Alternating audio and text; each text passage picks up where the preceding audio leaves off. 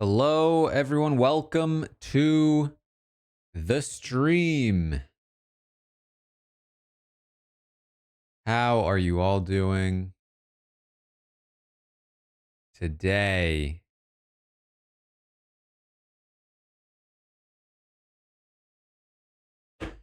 Just in time for the Survivor finale. That is what we are here for. Hopefully, you can see me. Hopefully, you can hear me. And then hopefully,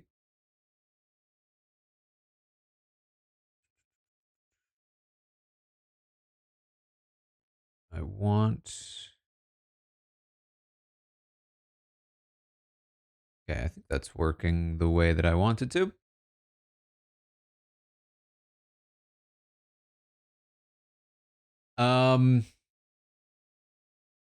Yeah, I have no idea what the situation is in terms of the interruption. I think the episode will start and then will be interrupted, and then the finale will continue. So, yay for us! We have an even longer Survivor finale than normal.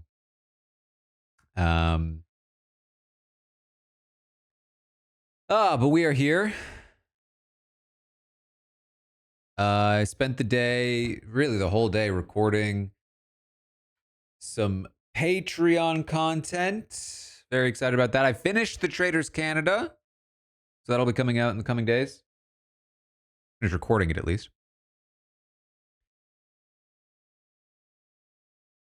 Paramount says Survivor's going until around 11:22.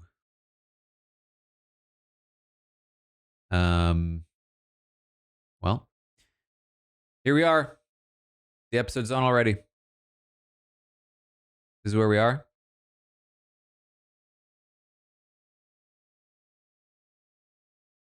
And this is what it sounds like. After two tribe swaps, those original tribe colors were...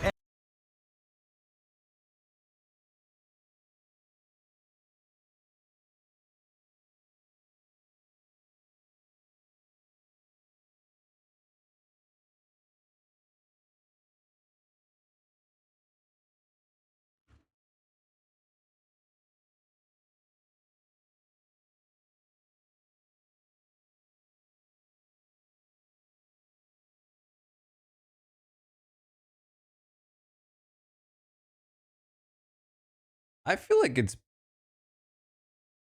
been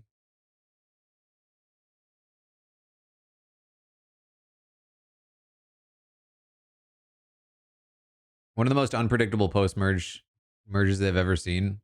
Is wild considering the context of this season.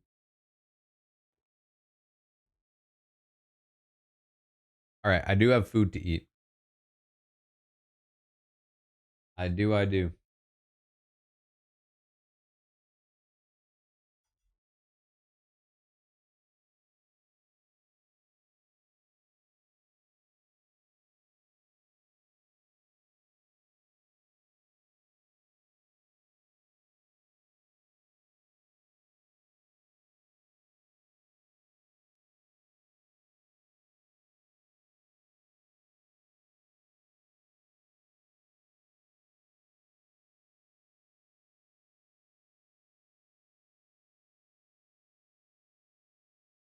Thank you, Chanel, for the 19th month. Thank you, Alexander, for the $2. Enjoying the book club on Patreon. Thank you so much. Four leaf, thank you for the 24th.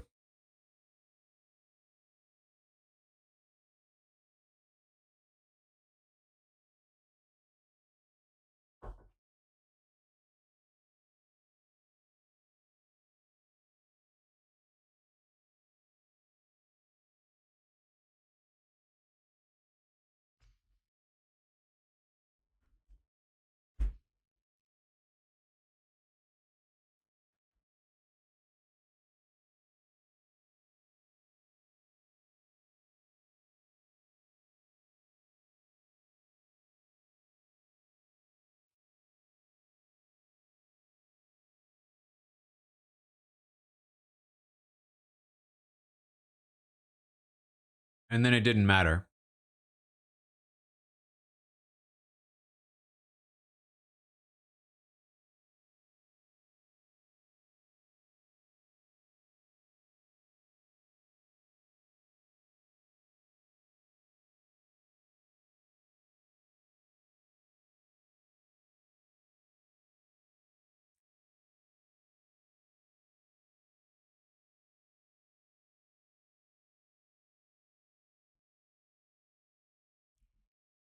So here's the thing. This is my perspective at this point. I think there's only two possible winners.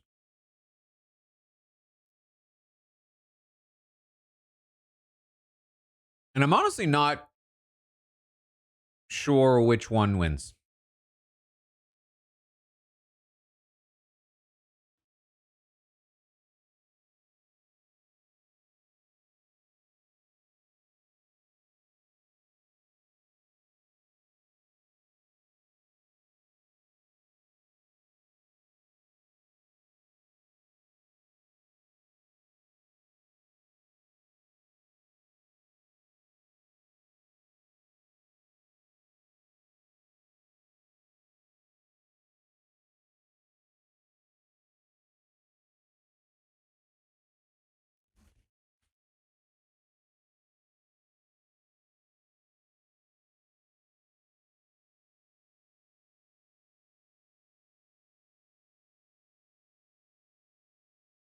What a turd.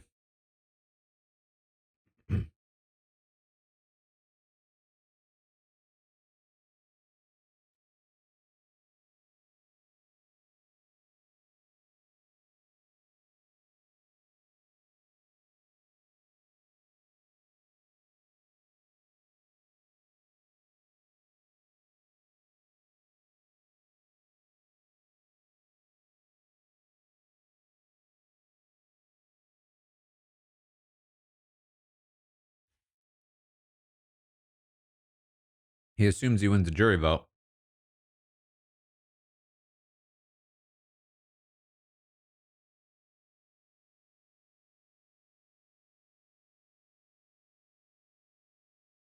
I think if Rizzo gets rid of Savannah, he's got a guaranteed win.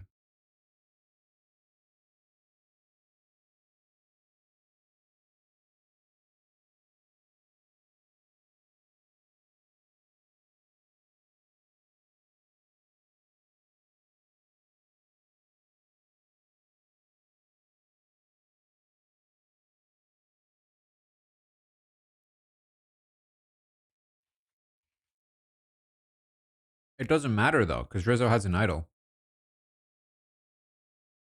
Immunity is going to be massive. If Savannah wins immunity, Sophie can't choose. She's forced.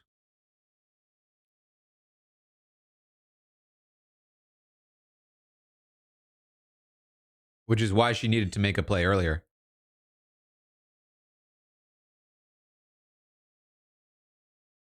And more importantly, take the idol for herself.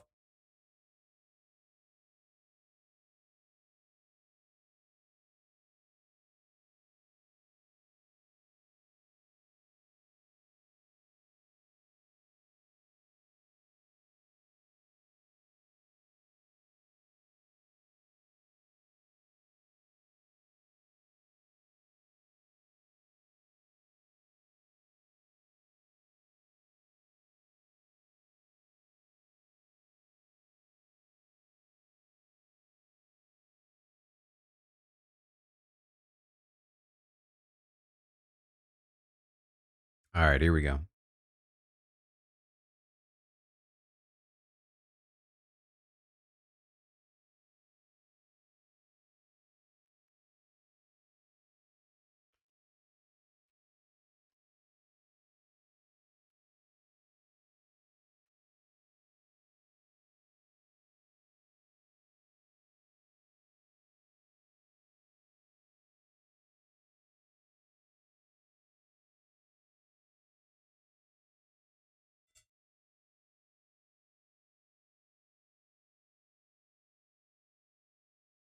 Mini challenge to get an advantage for immunity.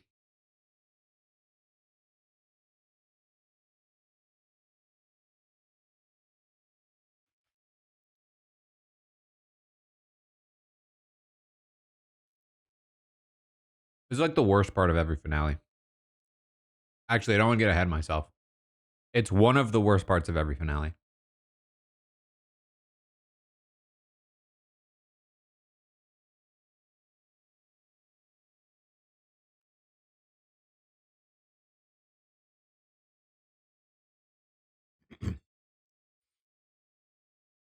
Here's the challenge for the advantage for the challenge. It's the pre-challenge. Pre-challenge challenge. The fact that this exists and is apparently a staple is proof that they don't need 3 hours for a finale.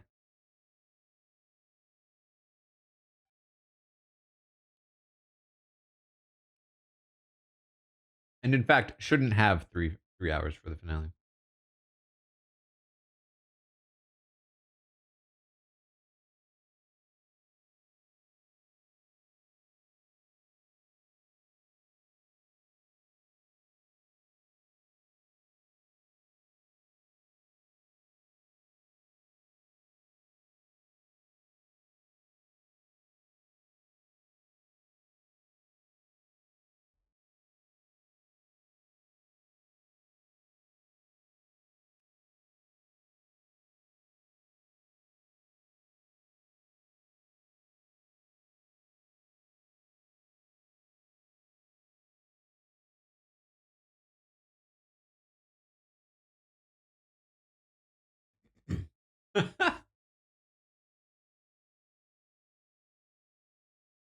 She's talking like she loses in confessional.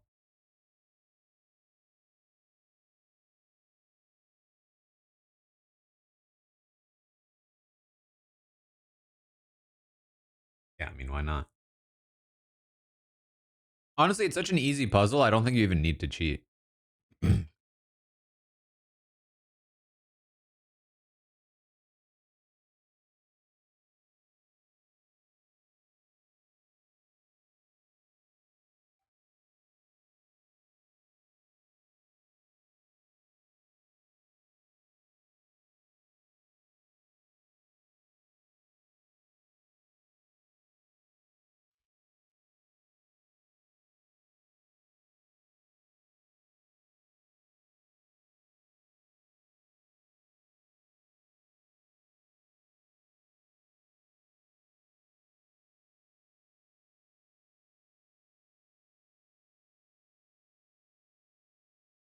Huh.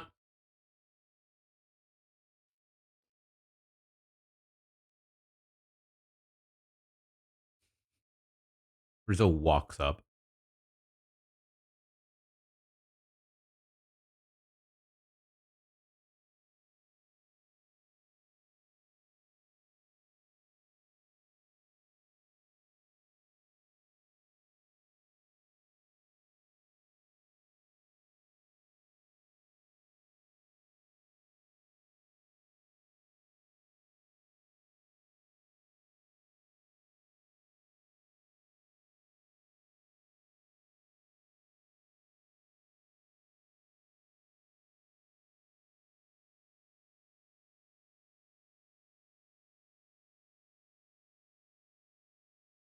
Back to the mat? Or the map?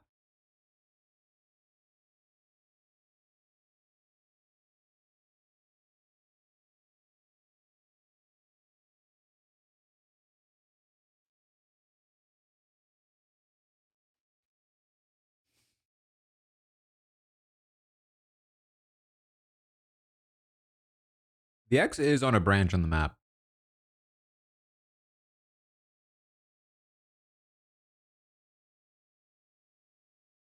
I think Savannah's or Sage is gonna get it. Oh, except she's saying it out loud.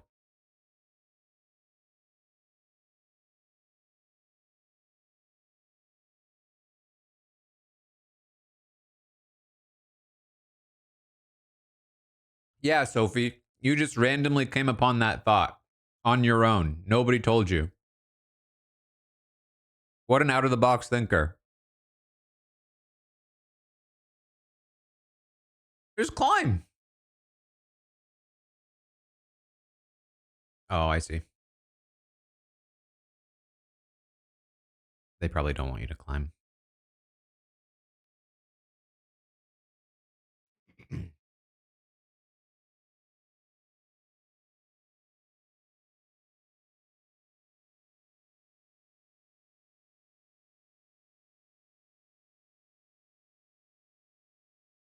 Massive L for Sage there.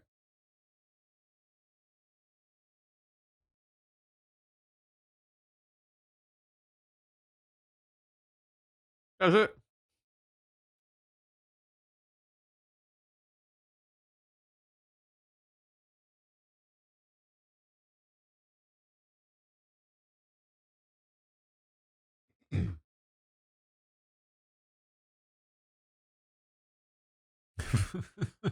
What a commercial. All right. So, lots of strategy to talk about, right, guys? Oh, boy. I feel like old school Survivor, you would have had to climb the tree. You know what I mean?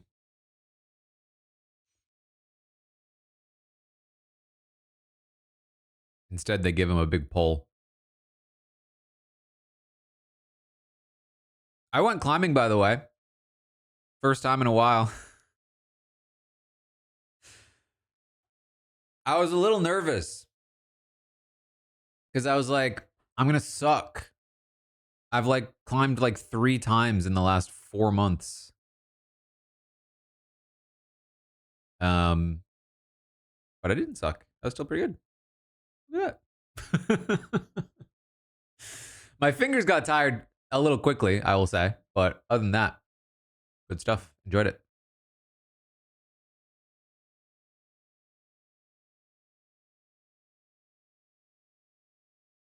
Do I have a halftime show planned for the speech interruption? I honestly have no idea what I'm going to do at the moment. All you think about is Ape Index ever since I did a great talk during my physical Asian post. Genuinely, most physical activity I see gets is like through the lens of climbing.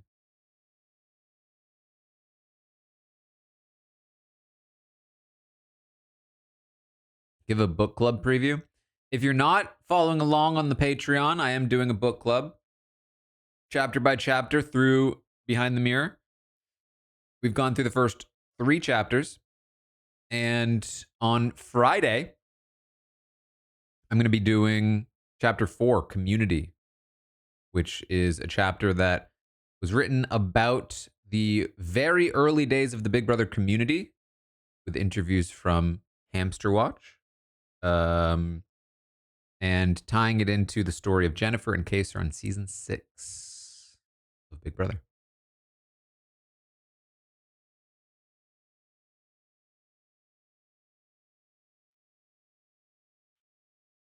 Maybe like climbing, would you have fitness goals more generally? Um, just looking good, being healthy,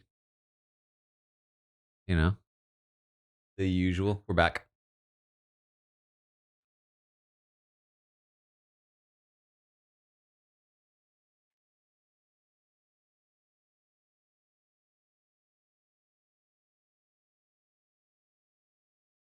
Sorry for the no predictions at the moment, but I'm focused on the burrito.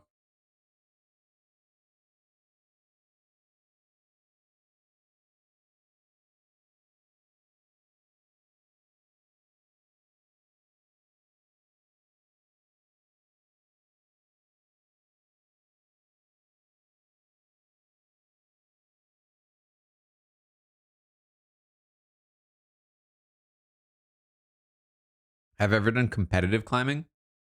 No.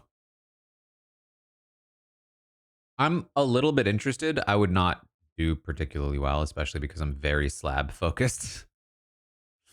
I'd be competitive in slab, suck at everything else. So it's almost like what's the point?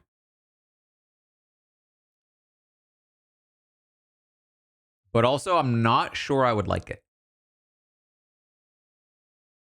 Part of what I like about climbing is how chill it is. There's no real pressure.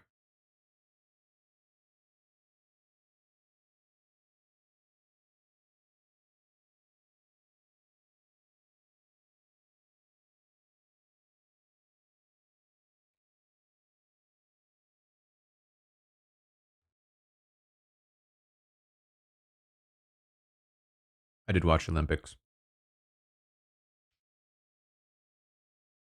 Heavily invested, I was. I've been trying to buy that Yanya Brook signed poster. Keeps selling out before I can.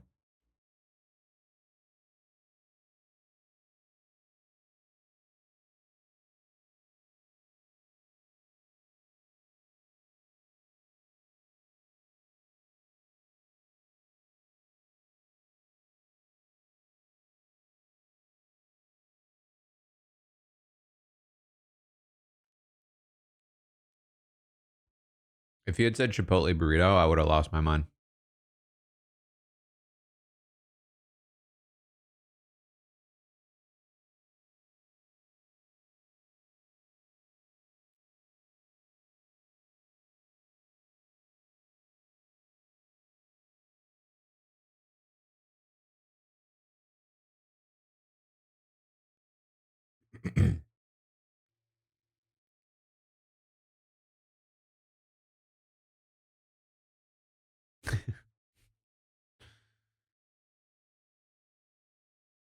Ooh.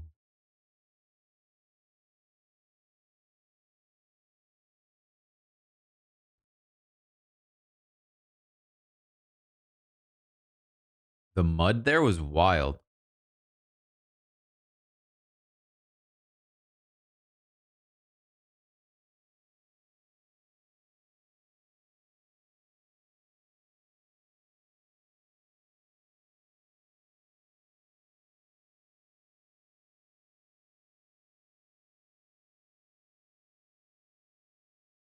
This is the right time to do mud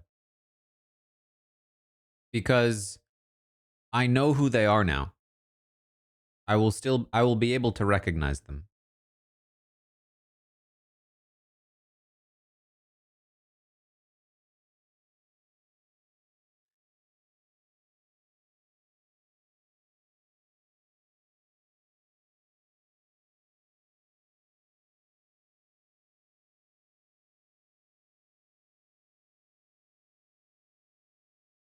Wow, Sophie's really struggling.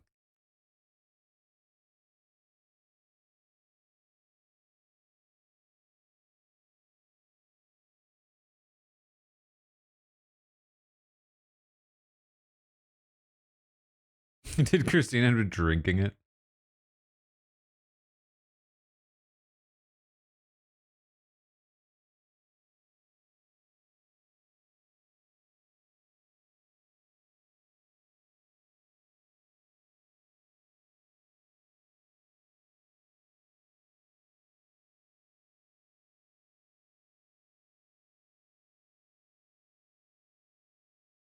So far, this is a challenge I think I'd be good at.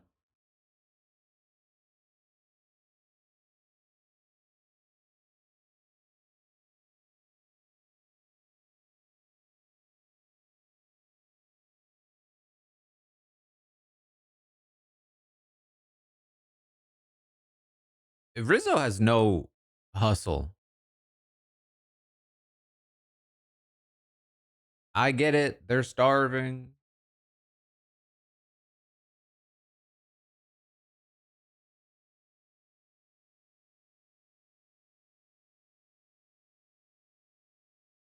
But Savannah has more hustle. You can see she moves faster.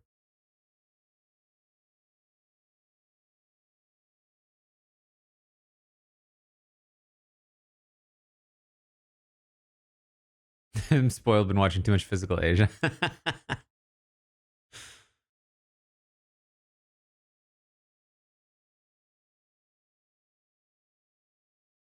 I'm surprised Savannah's so far behind. This felt like her challenge. I mean, I guess what really would be her challenge would be, oh no, oh no. Um, Jeff, she might have just broken her ankle. Jesus.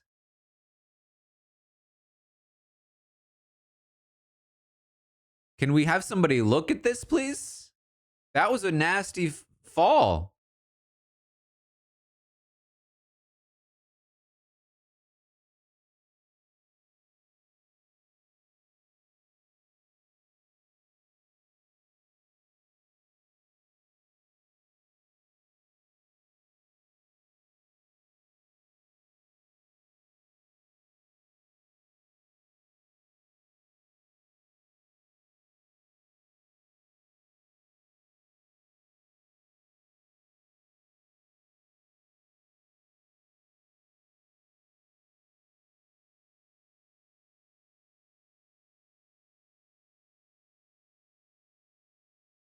So he's so far behind.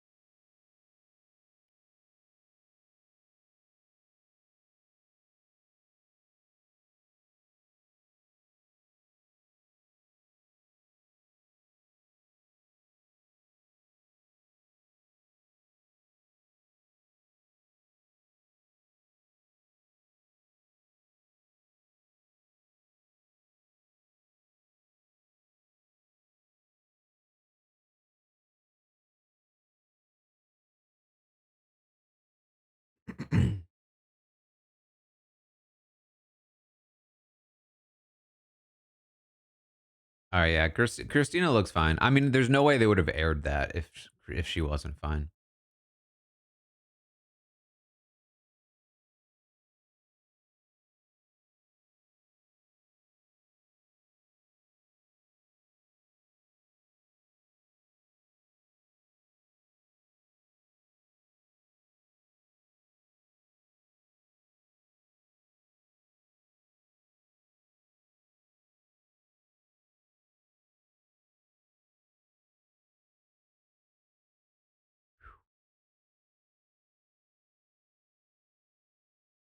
Woo!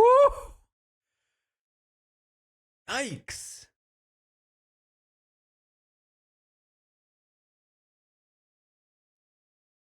That was another nasty fall. That was a hard hit to the head, and that could not have been great on the neck either. Not to mention the coccyx. I don't actually know what that is. I just know Dr. Mike says it all the time when people fall.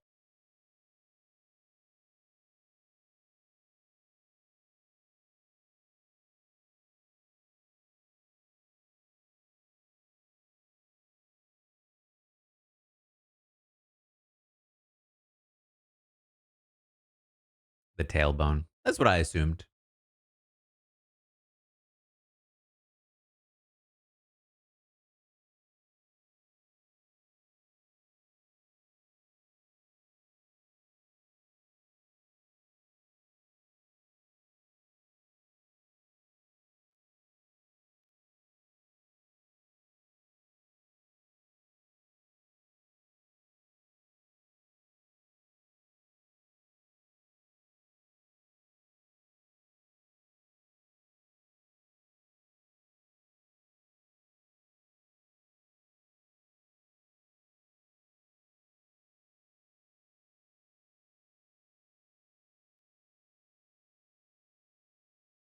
I mean, for us, the most interesting scenario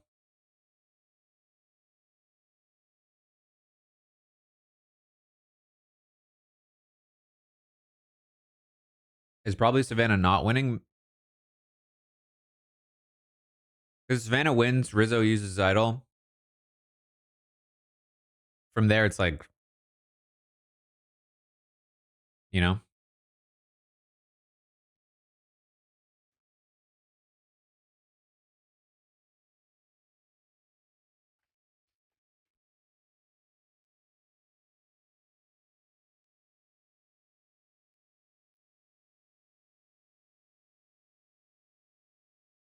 I don't know who she's tying with.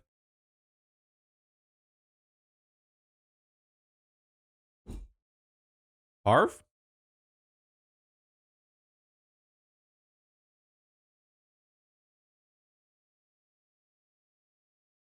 Um, Rachel? Really? Rachel did win a bunch. Chrissy. Harv was not true, apparently. Kim makes sense.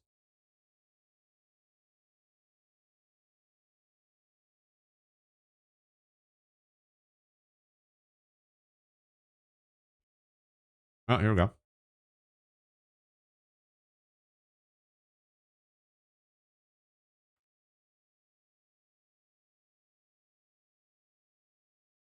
Wild that two of them came from the last like 3 seasons.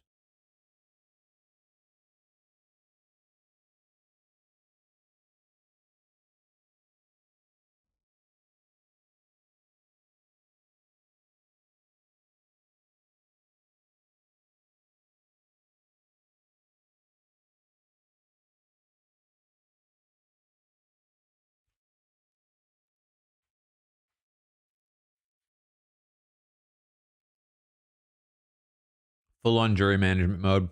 Great decision. She doesn't need to care about anything else at this point. He can't vote her out anymore for the rest of the game.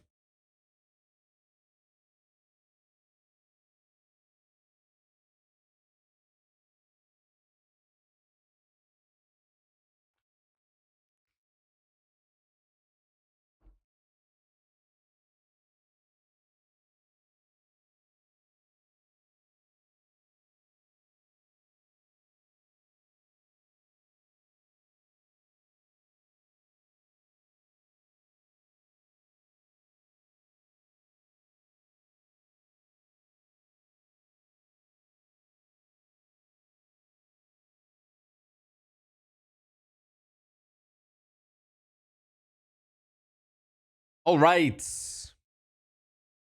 Here, I'll do a prediction here. We'll do does anyone say jury management? I want that exact phrase. Jury management in the next segment. That still works.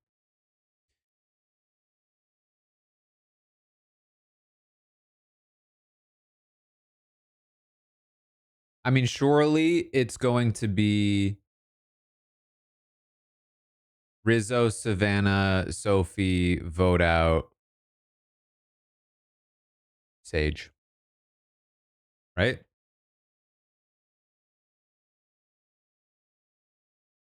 If Rizzo and Sophie were adamant about not letting Savannah get to the final three, they might choose to vote out Christina over Sage in the hopes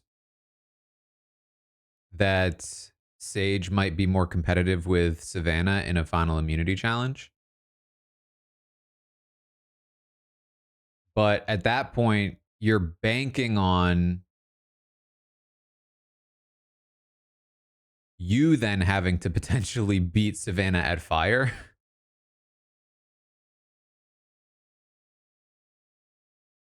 If that even did work, you know? And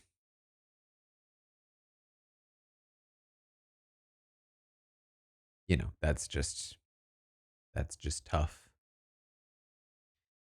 It's just tough. We are 30 minutes in. That means we are roughly 1/6 of the way through the night, but that is not including the break.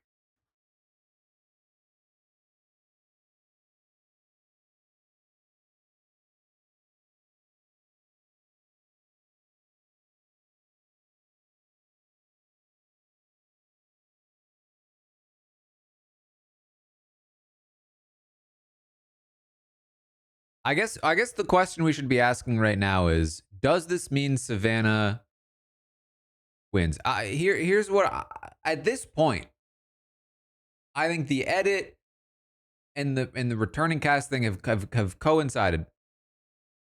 I've spoiled this in the past. I'm going to again because at this point, what else are we doing here? So if you don't want to know who comes back for 50, you're going to find out later tonight anyway, I'm sure. But I'm also going to say it now. Uh it's Rizzo and it's Savannah, which has really not helped in the unpredictability, as Jeff was trying to describe, of the season. The question for me now is, because at this point, not only are they, because I genuinely, I did not think one of them were going to be a winner. I thought that they would be two big characters from the season. I didn't think one of them would win. But now, based on the edit, I'm convinced that they are the only two people who can win. Which means one of them comes very close and the other one likely wins. Which makes me wonder, is it going to be Rizzo and Savannah comes up short, like maybe loses the final immunity, loses fire making, and it's like, wow, she came so close, but Rizzo wins. Hold on, back.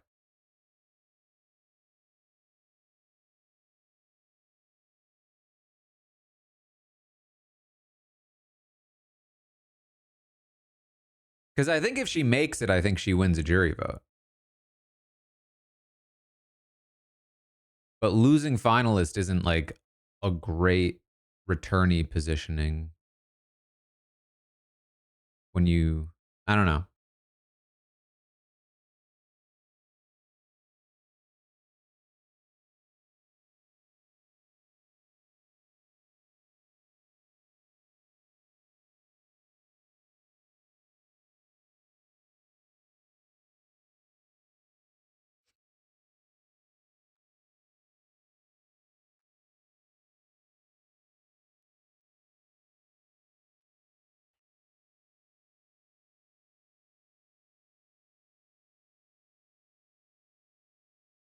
That's a great pitch from Christina.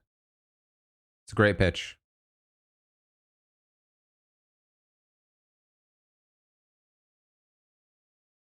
It's a great pitch because it's a correct pitch, in my opinion.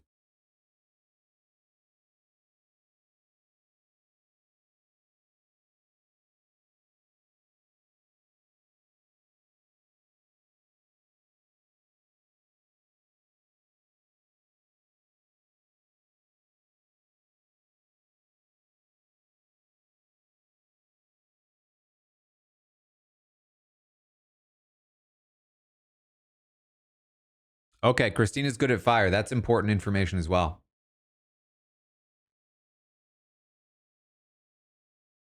I'm sorry, Sophie.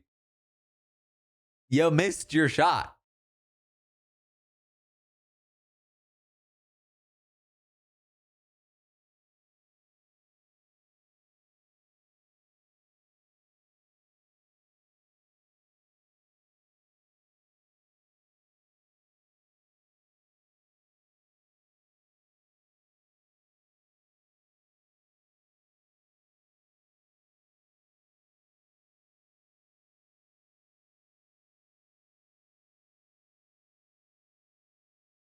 I agree.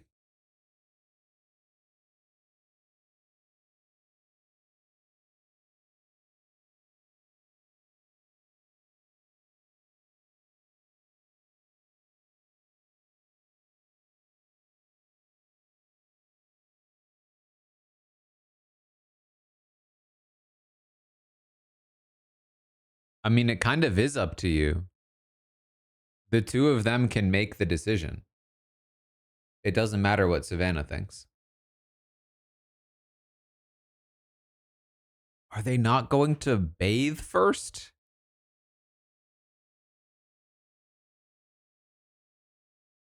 I could never.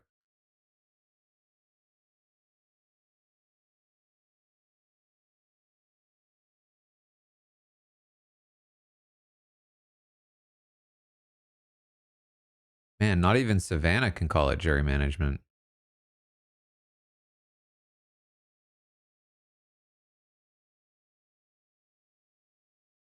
She has mud in her teeth.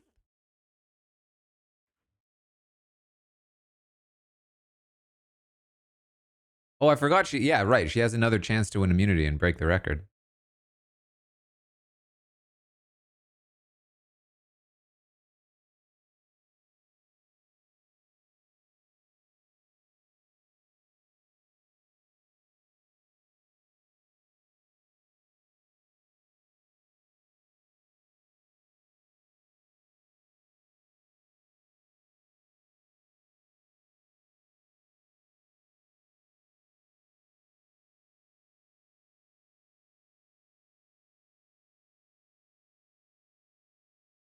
I cannot do anything but focus on the mud.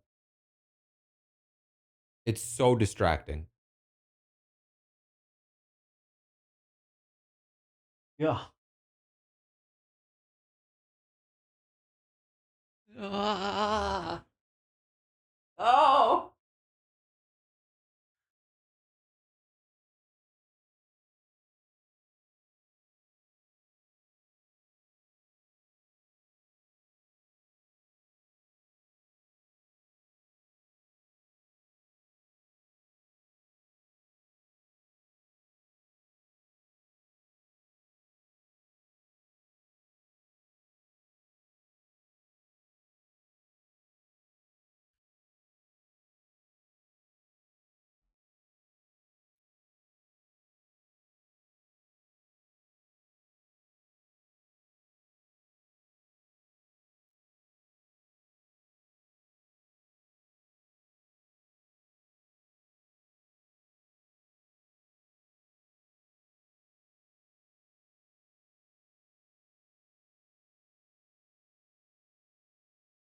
We don't like Christina's wild statement.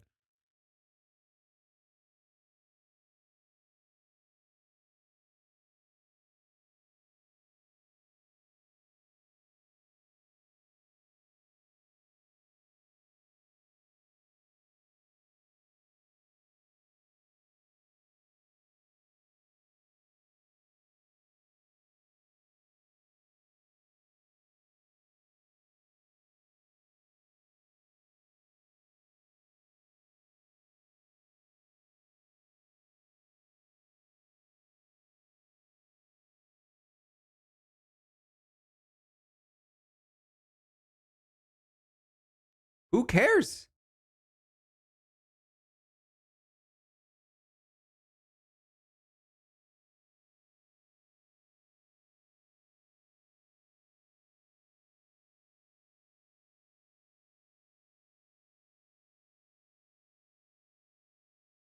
There's literally no reason to care. There's no more voting that happens after this.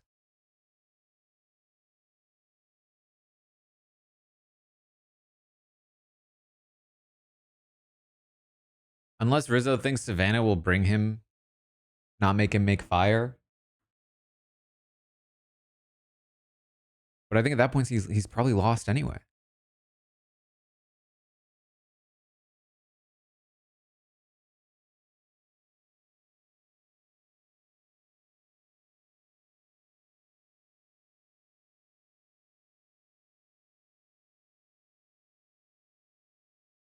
And Sophie continuing to tank her jury chances, in my opinion. I think the waffling is terrible jury management.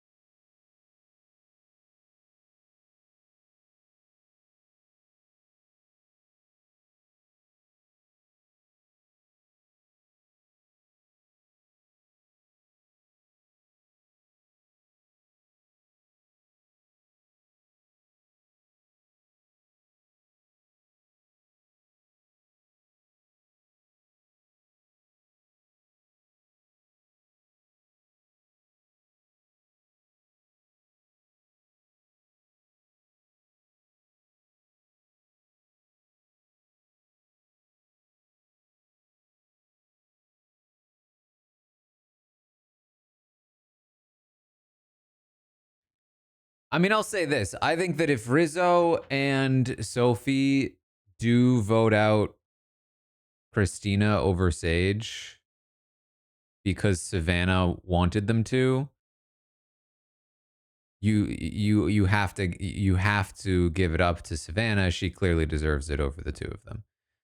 If they vote out Sage against Savannah's wishes, it does help the narrative that like Savannah was more of a challenge winner than a mover and shaker. So there's that angle to it as well. Um, which I think is like also very important to recognize when you're there.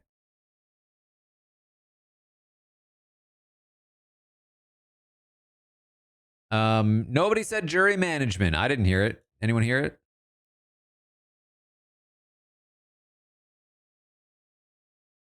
I don't think the rest of this cast is that locked in. You know what I mean?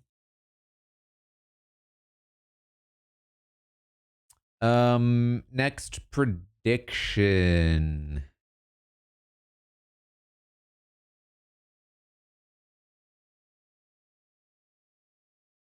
Will Rizzo actually use his idol?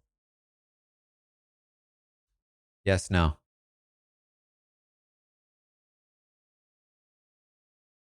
That's the prediction. Because here's the thing, he doesn't have to. Nobody's voting for him.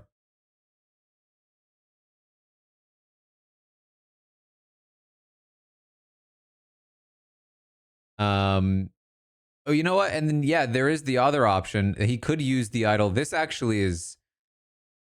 Yeah, you know what? This counts as anybody.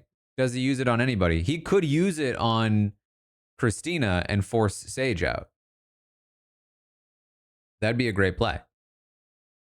That would really, that he'd finally use the idol in an effective and impressive way that was proving that he has his own game separate from Savannah.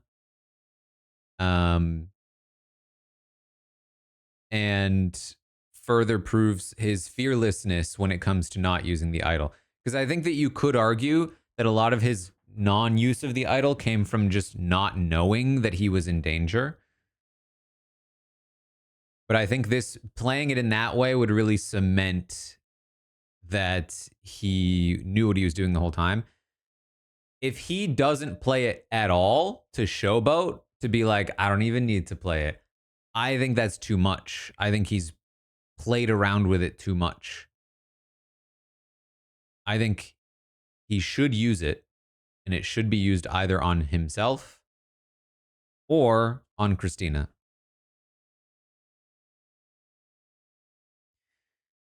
We all know what happens with unused powers.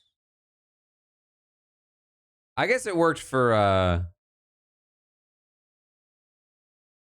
Marianne.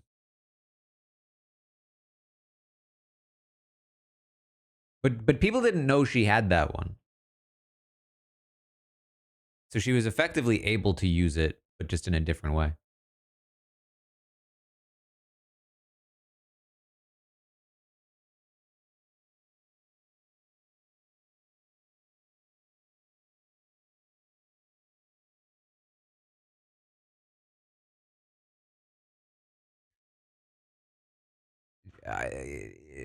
Jeff's gonna stop talking about records.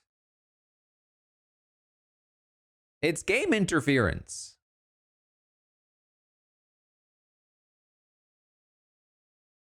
Tell us, not them.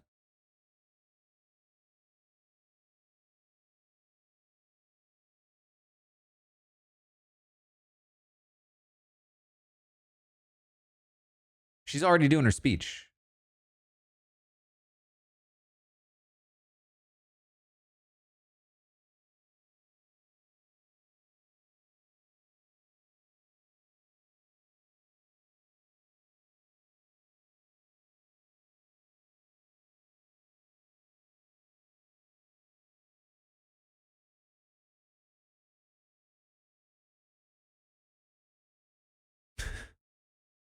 Christina is me on a podcast I'm trying to like not run too long. Is really easy, guys. No need to go into metaphors. No need to side discussion anything.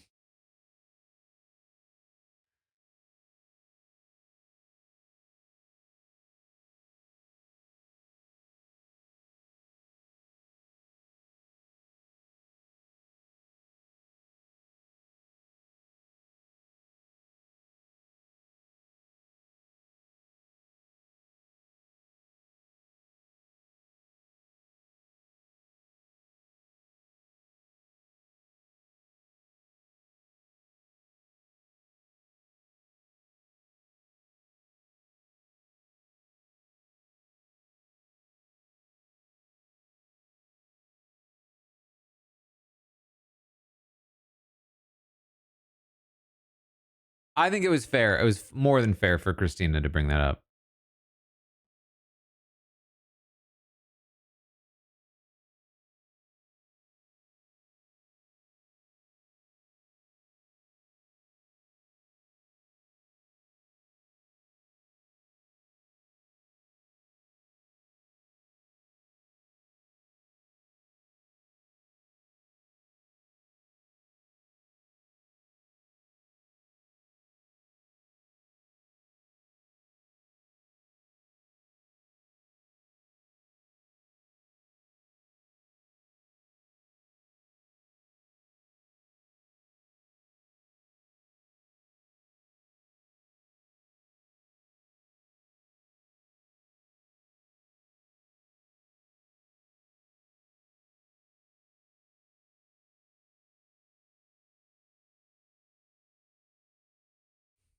Um, but she make that decision?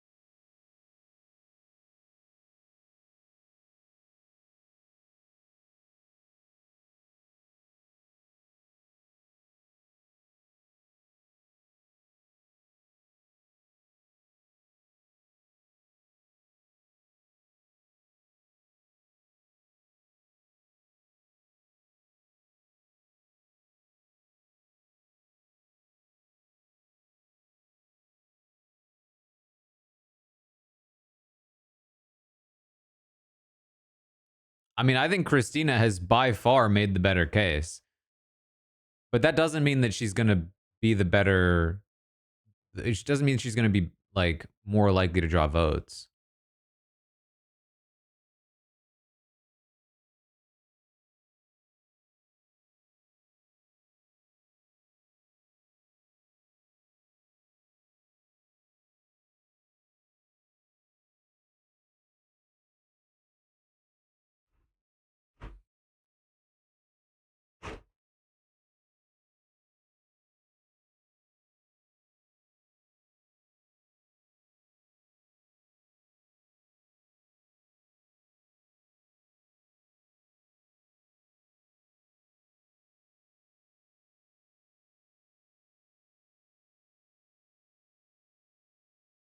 Is this what you want, Jeff? You want two people as the only two possible options for vote out? Two people who don't really have a great shot to win anyway?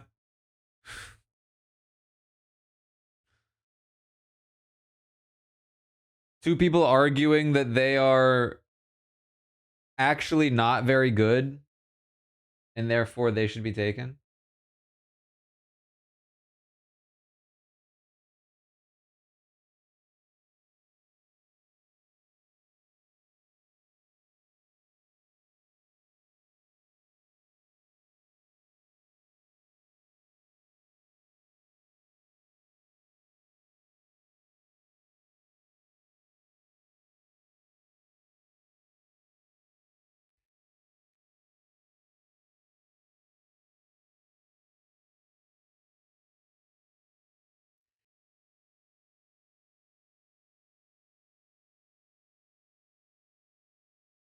The real nail biter here is, will they finish reading the votes before they get interrupted?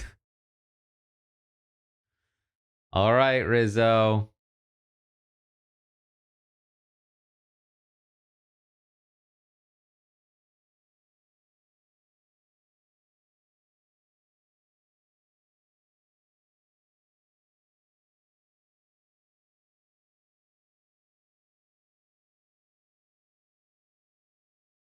He played it.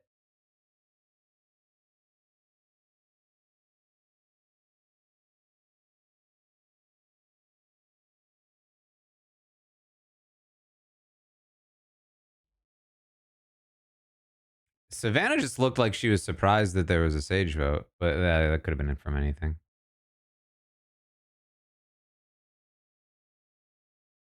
We kind of always knew there'd be two. Wow. All right. Give it to Savannah. Give it to Savannah. Kudos. Give it up. Let's wrap this thing up.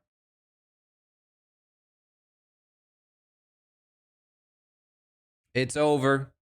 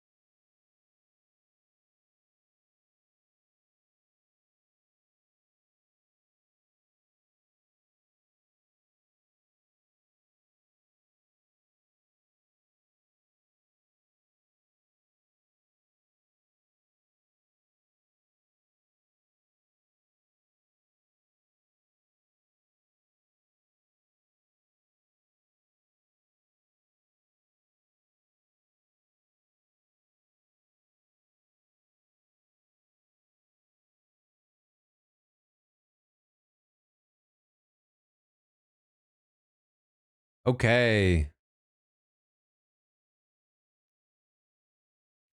So we are about to be interrupted. I'm not entirely sure for how long. Hopefully just like 10 minutes. 22 minutes perhaps. That would be 22 minutes. What are we doing for 22 minutes, bro?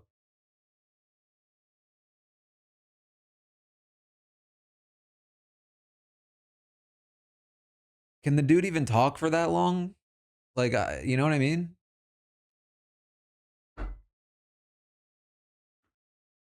You gonna be standing the whole time? Because I don't know.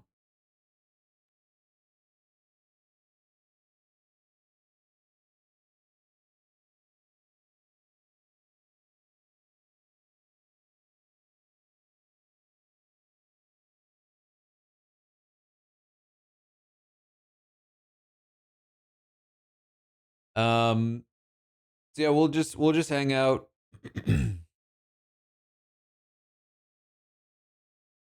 Feel free. We can do a little bit of like an impromptu Q&A, perhaps.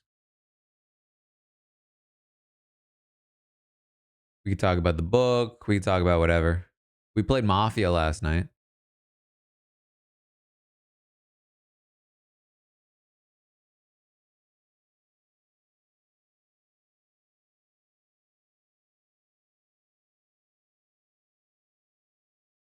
I was robbed. I wouldn't say I was robbed.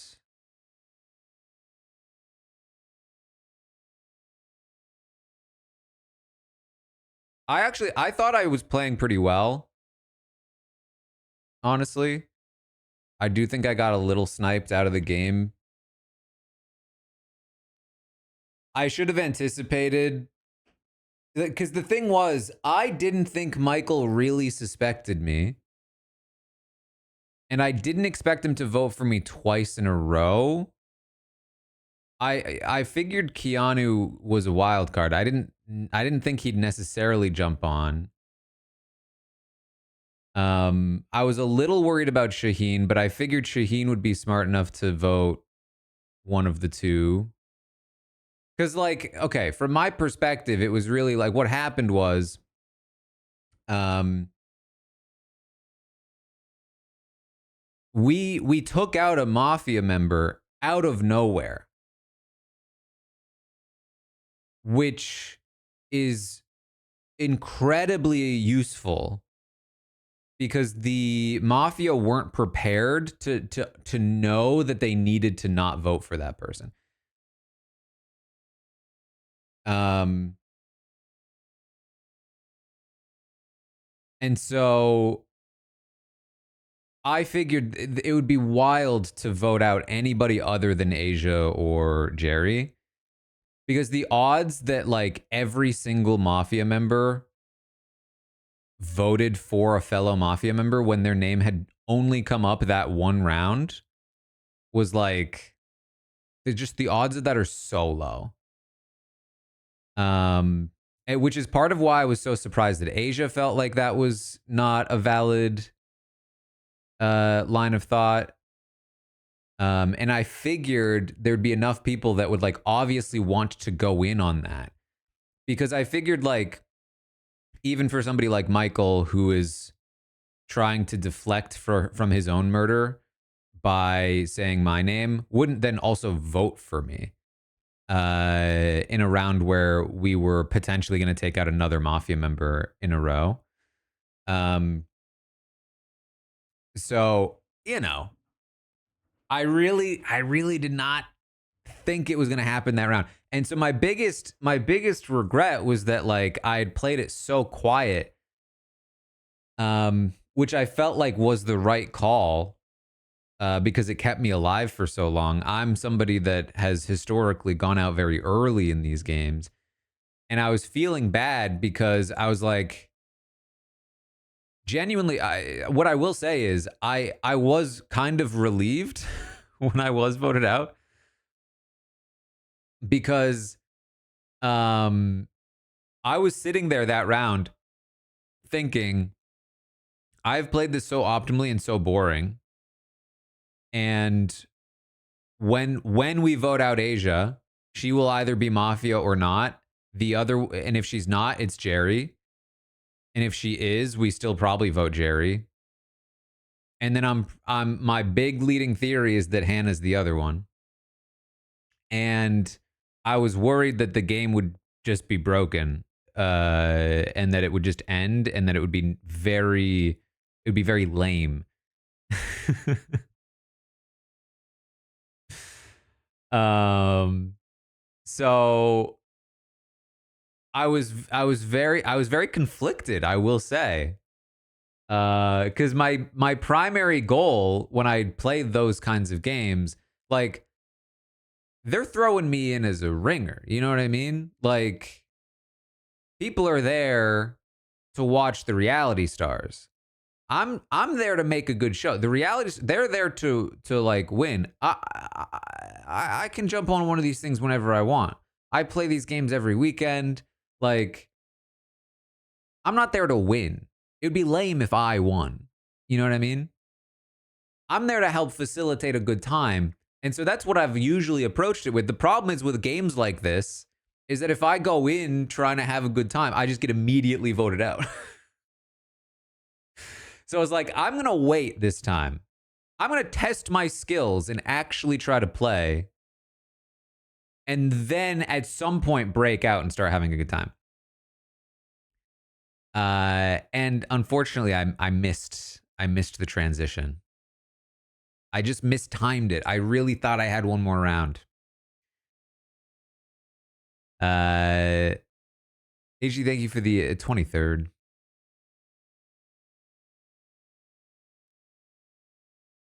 It was so effective though, you know?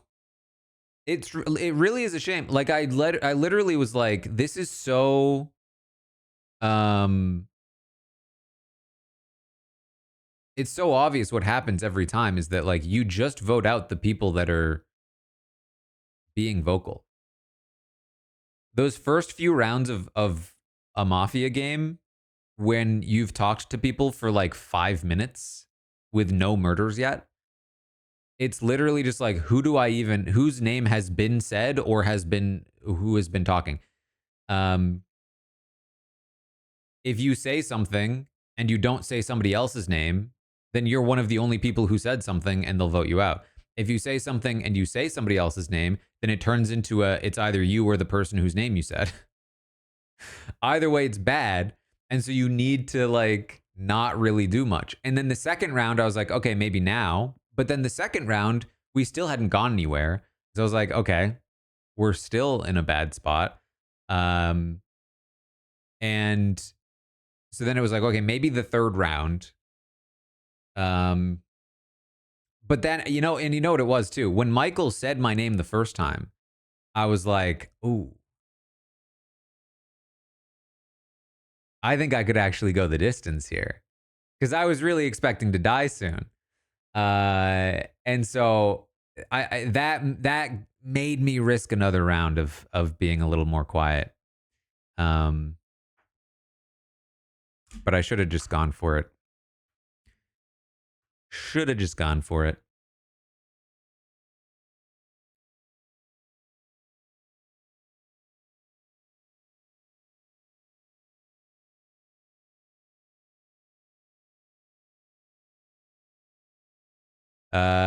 Chanel, thank you for gifting a sub. Hannah was hoping I'd be picked for Mafia. Aw. If I had known that Chada was gonna be, I shouldn't call her Chada when there's two Chadas. If I'd known Hannah was gonna be Mafia, I would have wanted to be Mafia. I submitted my trader's preference. I said I don't want to be Mafia for the reasons I talked about. I don't want to be the star of this thing. Like in a game with Jerry Manthe and Hannah and like all of these people, like, you know, I don't want to hog the spotlight. You know what I mean? I don't want to like be a mafia member and then like try to play optimally the whole time and just like best case scenario, I dominate and it's lame and boring. Worst case scenario, or not in a worst case scenario, in terms of like my performance, or I just get immediately voted out like I normally would anyway. And then the game is tanked because a mafia member failed immediately. So I just like, I don't want the game to hinge on me in that way. I want the game to go well. But if I had known Hannah was going to be Mafia, then I would have happily run with Hannah.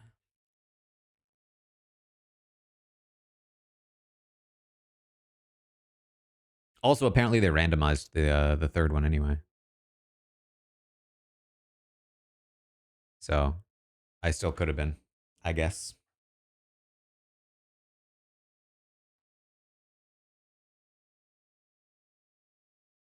She never suggested. Did anyone suggest murdering me? I didn't actually go back and watch it.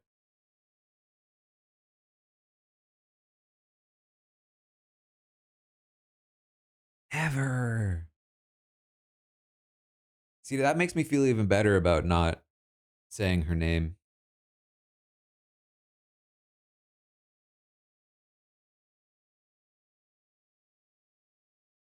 Because I figured there were people on that cast that would murder me. I think Asia would murder me. I think Michael would murder me. I think Shaheen would think about it. But I'm not sure. I don't know how much he knows me.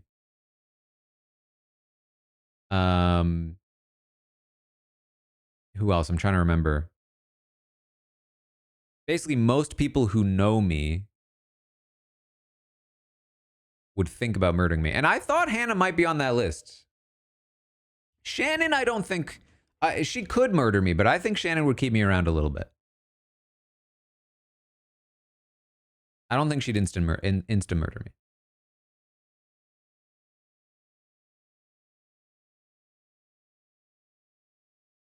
Asia, I would have been unsure about, but we got into conflict but we got into conflict in the game, so that she was so quick to to vote me. I wouldn't have voted her, so I'm not sure she's on the same page in that regard. I did, by the way, think about pre gaming, because I thought it would be funny. Um, but then when I saw the cast, I was like, again, I don't want to. I don't want to commandeer this. I don't want to take over this game. I want the spotlight to be on the stars. Who would I pregame with? I mean, I could have pregamed with a bunch of people theoretically. Pregaming just would have been contacting them beforehand and then making a deal.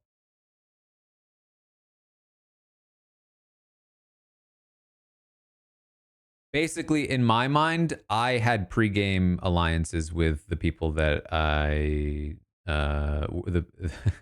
you might have noticed this. The Big Brother people and the podcasters, I basically never targeted.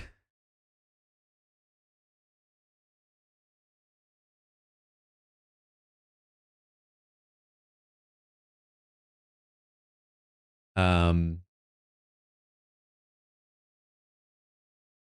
and then once we started to get down to it, I think Jerry was the only survivor I also wasn't gonna target unless I had to.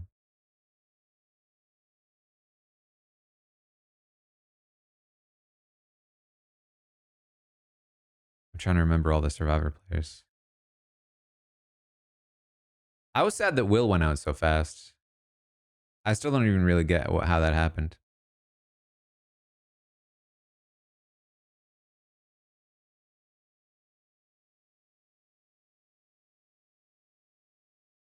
Oh yeah, I wasn't gonna target Shaheen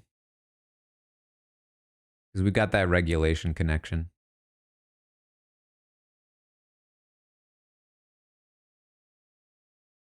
But also, I didn't end up targeting anyone.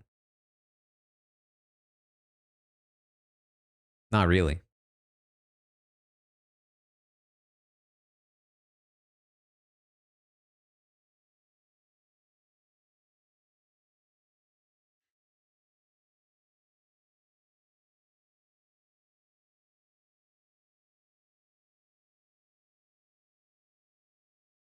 Yeah, Miles was great for me. I was sad that Miles died. That was the reaction that Simone thought I was bad because of my reaction. Because I was scanning, I immediately noticed that Miles was gone, and I was like, shit. Um,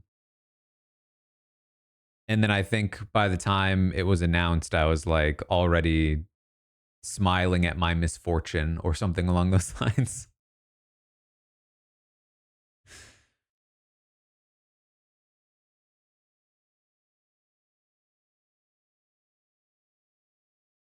What's my favorite Christmas song? I honestly don't know.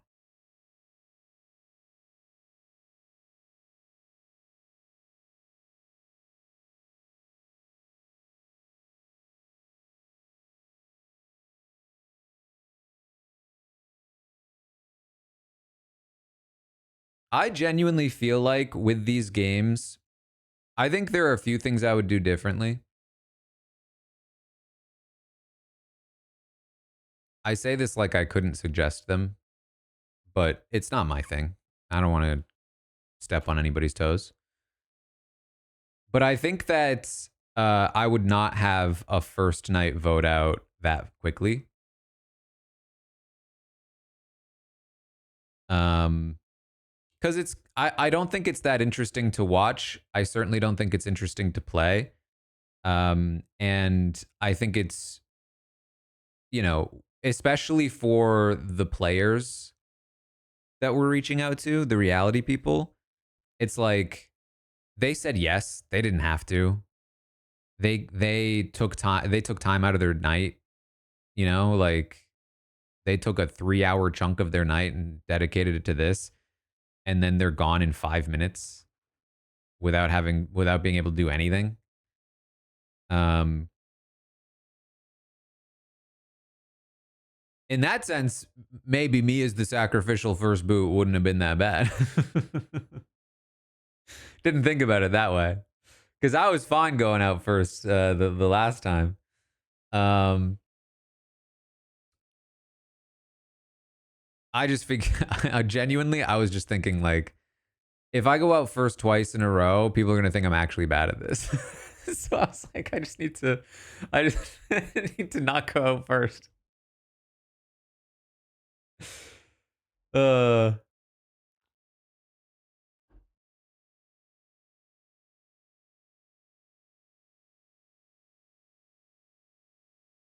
um, but I think that like, I think there are some things you could do that are like, you know, you vote a person out in the first round, but you're kind of basing it on nothing. Or maybe it's like you vote for somebody, like the first vote isn't actually an elimination. Like the first vote puts somebody in danger for the next round, maybe, or like you vote for somebody to be immune in the first round instead. Maybe it's like, hey, we're voting for giving somebody safety tonight. Because like the balance of like, oh, you vote somebody out before the mafia even kills anybody, it's like that's not really that important. I think that getting a kill in first gives you actual information to potentially try to go after as well. So, um, just kind of like prevent somebody from being insta booted from the game on no information. It's tough too because it's like the game really does not incentivize you to be entertaining, is what I really realized over the course of that one. Um, so I'm trying to think about like what would stop that from happening a little bit, but I don't think there's much you could do if you want to play just straight Mafia. Mafia is not designed to be a streamed game, you know, it's designed to be a played game. Um, so being entertaining is not like an aspect of it. Um,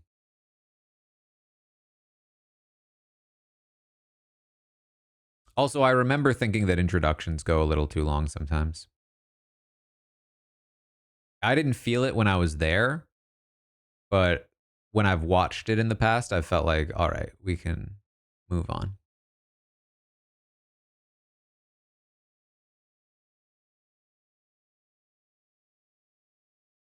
Man, he's really still going, huh? I genuinely, I couldn't think of a worse addition to a Survivor finale night that I'm already not excited for.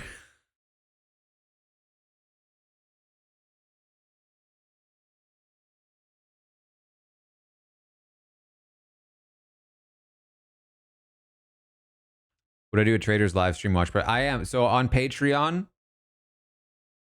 I will be doing traders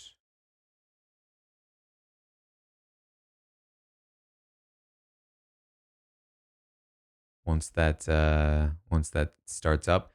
I am also doing Jet Lag, which dropped its first episode today on Nebula. Oh, are we done? I think we're done.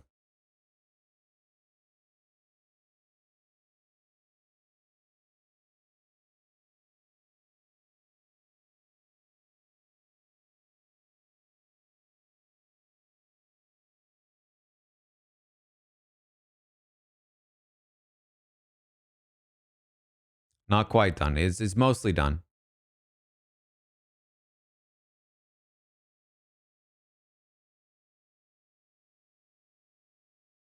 It, what are we doing? What?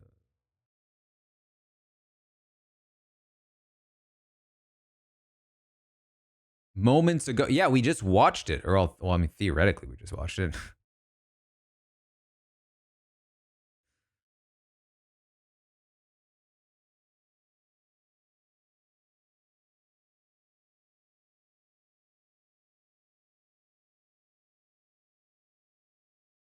Man, I guess they knew it was exactly 22 minutes.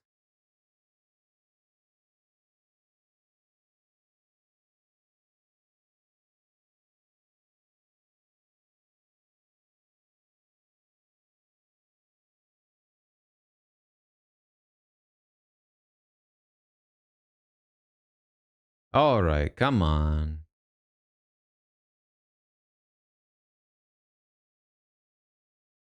And now there's commercials. Oof.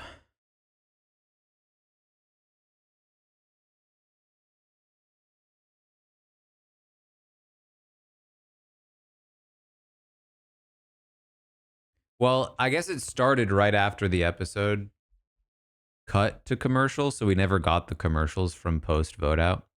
All right, I'm gonna be right back.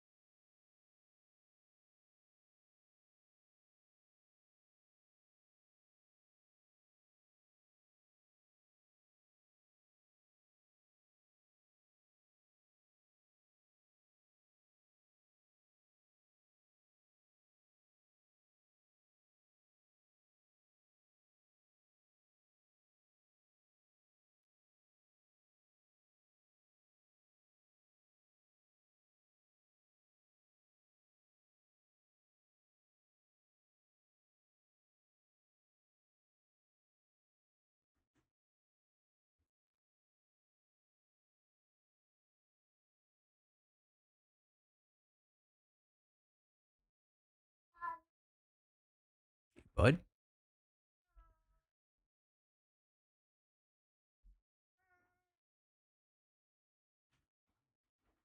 Hello. How you doing?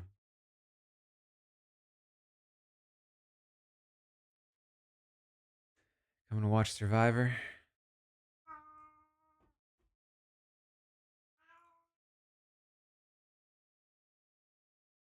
Oh, we're back.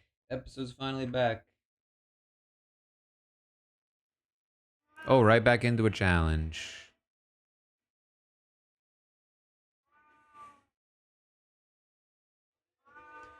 Are we not even going to get any explanation from Rizzo and Sophie as to why they made the decision they just made? 15 minutes of buildup of Rizzo being like, I have to do this for my game. I have to do this for my game. And then he doesn't. And then nothing.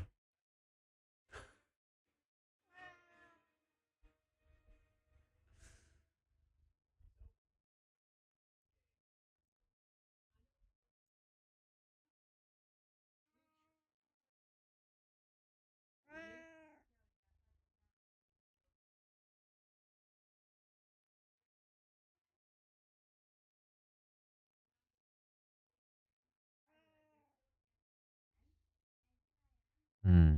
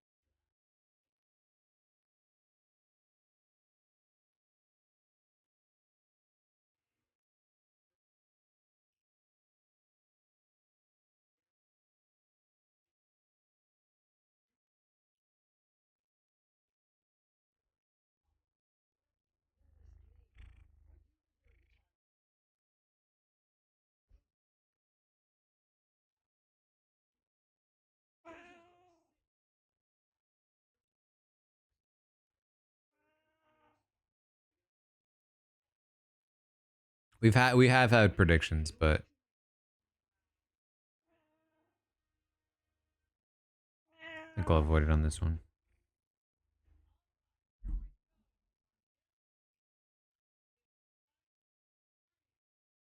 Whoa.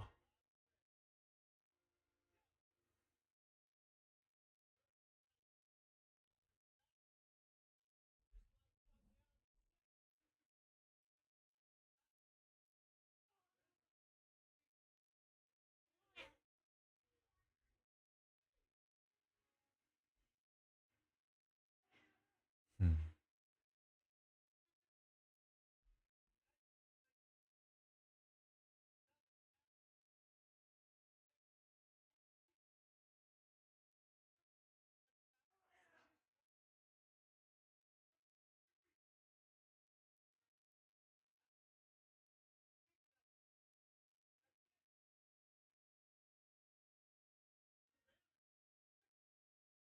Sophie should have tried it, I think.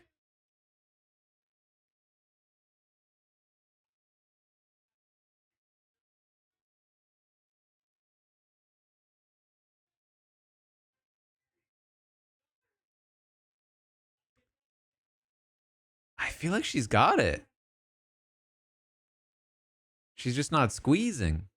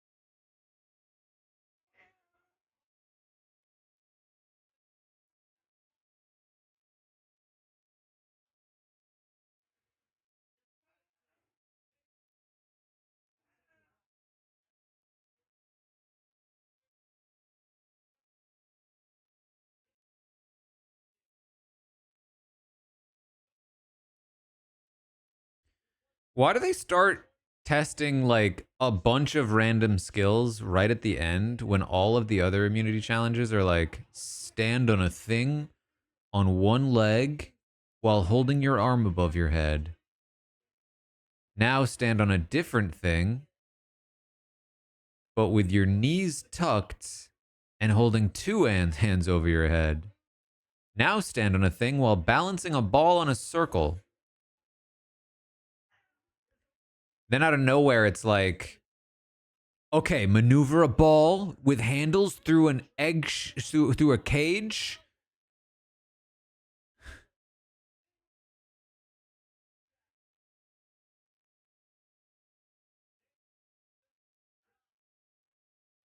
Plus,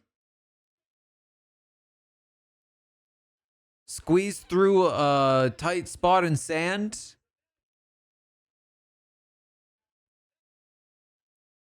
Plus the ball maze thing.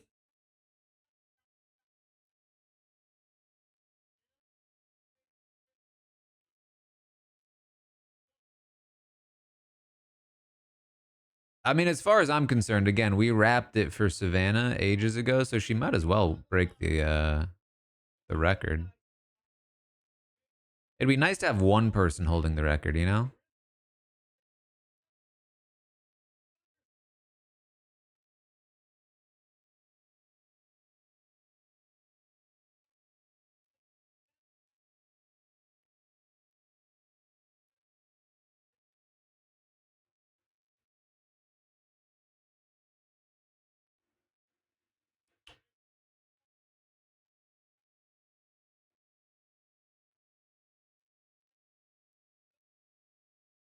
I just don't see any world where they edit Rizzo on that vote the way that they did and then not even have him explain it afterward, or at least immediately afterward, and then he still wins.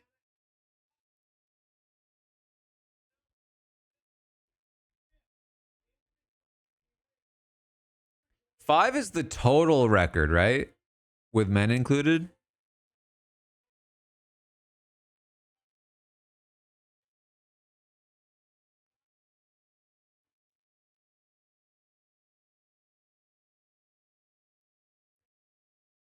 See, this is kind of why I feel like Jeff may have jumped the gun talking about it on the island.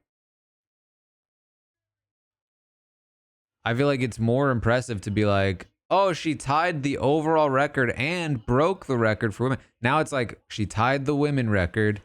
Now she broke the women record and also tied the regular record.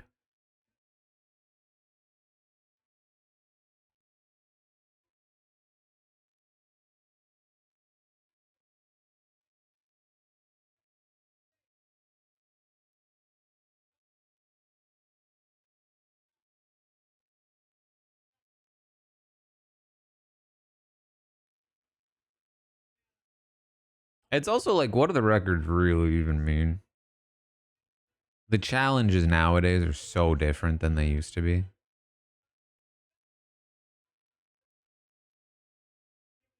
I think, understandably, the best comparison is Rachel. She competed in the same era.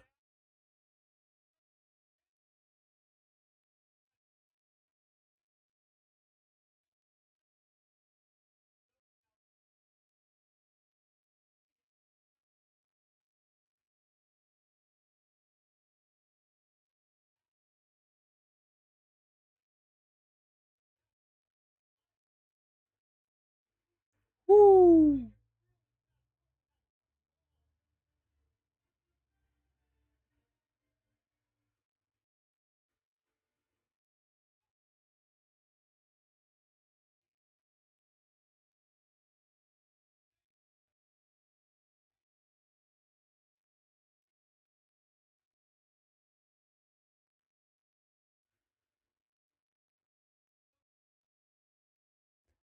If Sophie wins this, puts Savannah into fire making against Sage, and Savannah wins because they didn't take out Sage and keep Christina to beat Savannah, and then Savannah wins.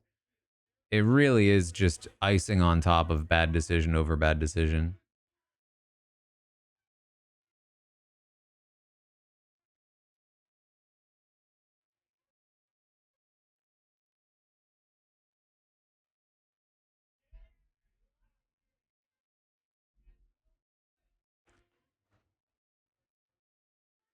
Man, the record was the one thing I was hoping to get from this episode. I didn't even know I wanted it until just a second ago.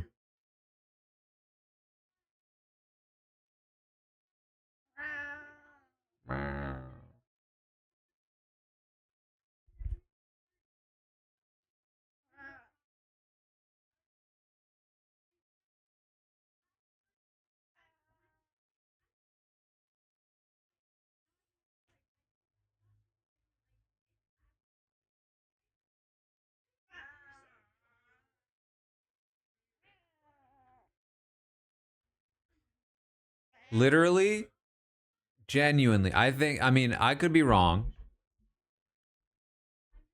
I feel like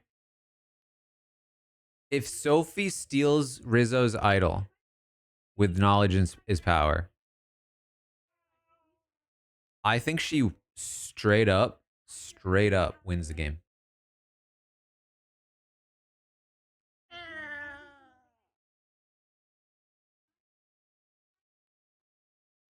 She plays the idol at 5. She wins immunity at 4.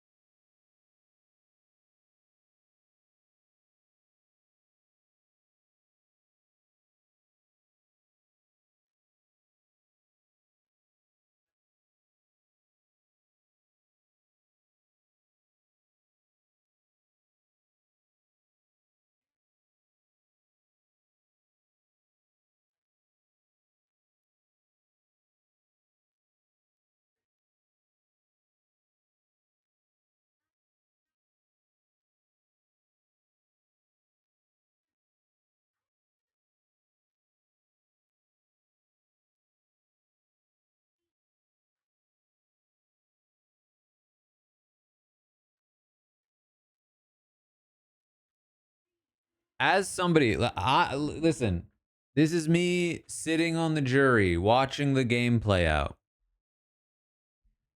I would have been sitting on that jury saying Sophie is my number one pick to win. I said as much a few episodes ago. I said the edit's focusing more on Savannah and Rizzo, but like I feel like Sophie's played better. She had more to overcome. She had more connections. She was safer. I think she's playing a better game. And if she makes it to the end, she's the one I'm voting for.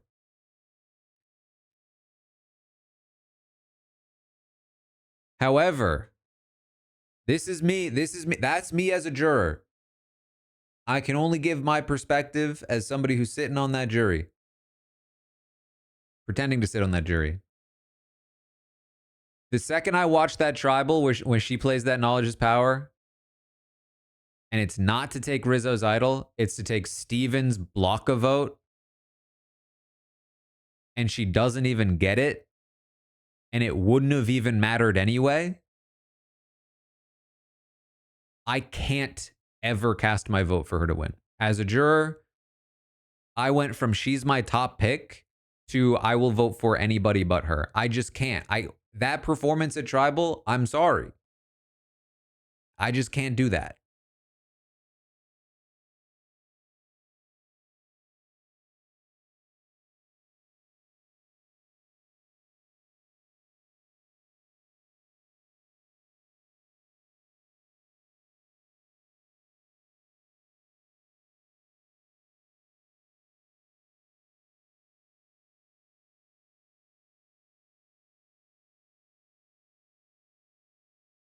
If she uses it on Rizzo, I was already going to vote for her.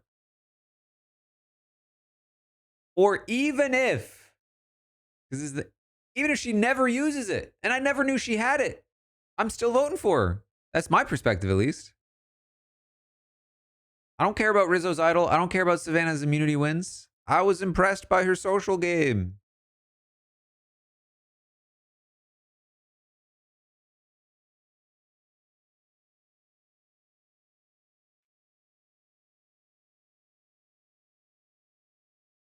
But you can't be doing that.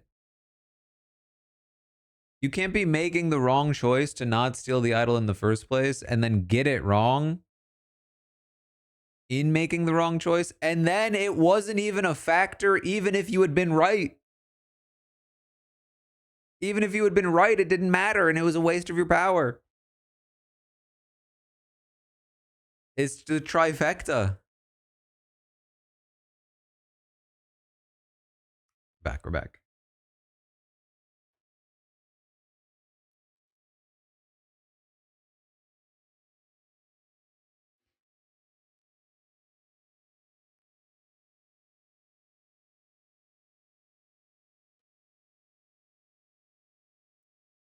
Then when Sage votes out Steven, I'm having a harder time voting Sage, but she's still a possibility. When Rizzo votes out Christina, I'm thinking, okay, Savannah's running that tribe. And as of right now, I'm a jury vote for Savannah. I mean, that's what the edit is telling me to think, at least.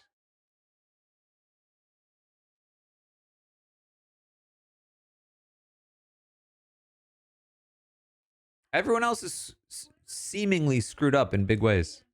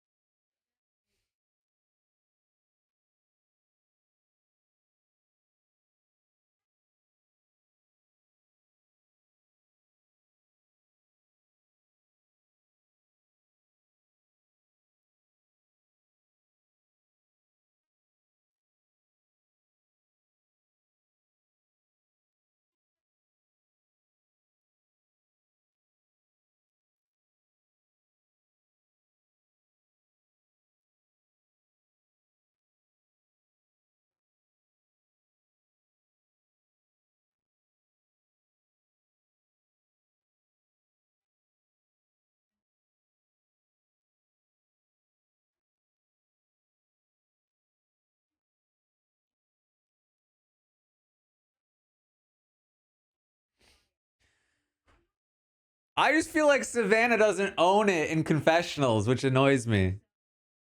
I feel like she's got a great attitude in game, but in confessional, she's like, no, I'm disappointed in her.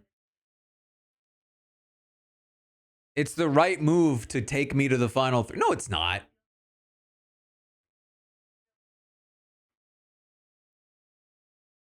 Come on.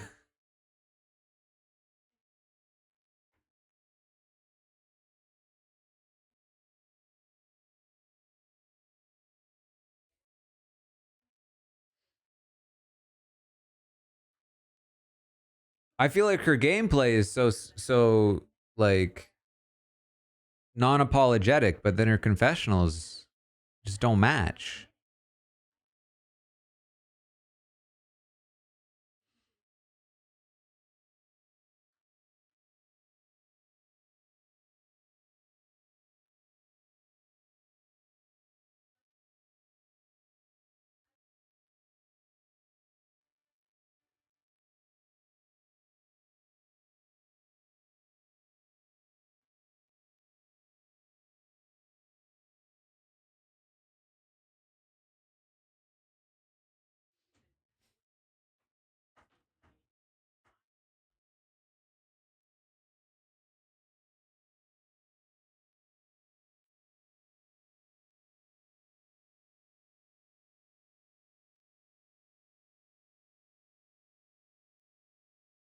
I mean, to give in fairness to Savannah,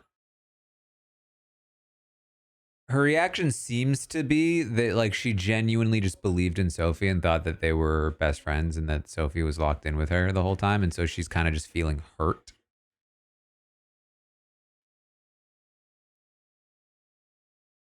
But still, to say it's the best move to take me to the end. I mean, that's what everybody says.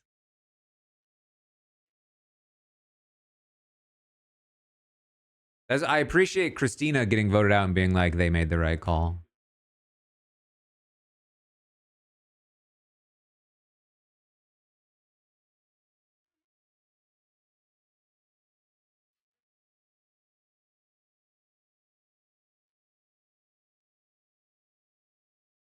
And I'm sick of this. I'm sick of people making it to the final three being like, man, fire? I've barely even done that.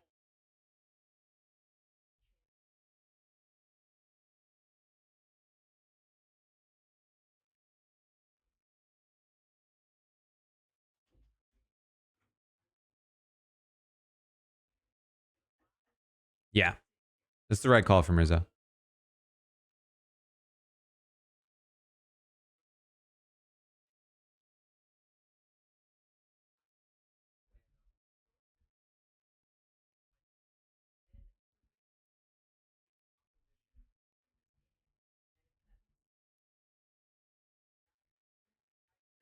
I mean, Rizzo, you know what would have been more effective here? If you had Christina there to take out Savannah. We still haven't heard at all why he changed his mind.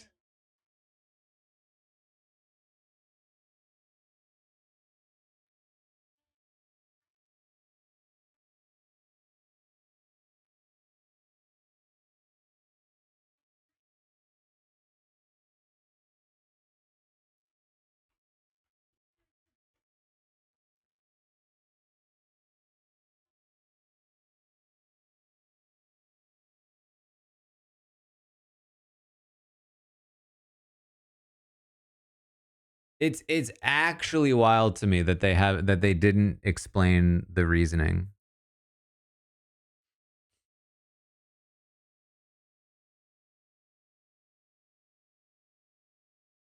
All right, what do we do for a prediction here? Which side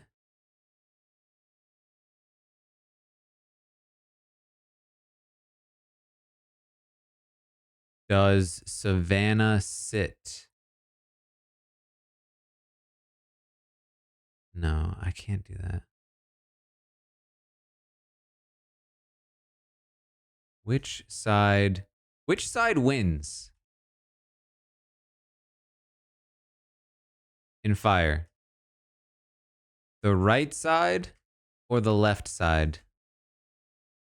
This is facing their face. Not from where they're sitting, but from our perspective facing them. That makes sense to you? Which side wins fire? Right side, left side?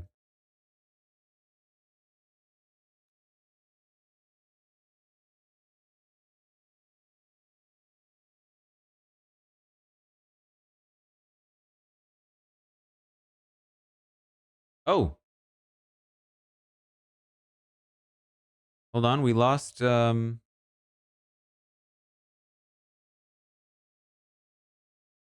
what happened here?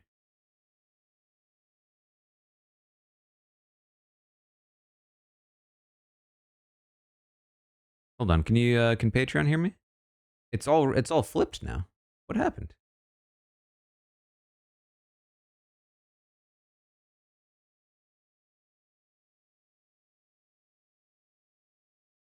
It's like it changed inputs.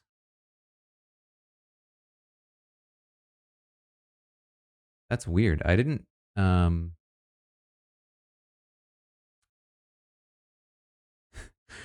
It's like it saw the prediction and said, I'm gonna mess with the Patreon people. I'm gonna flip left and right. I don't think I can get it back. Also, I think you're just gonna have to remain flipped, Patreon. I apologize. I can't edit it back to the other way.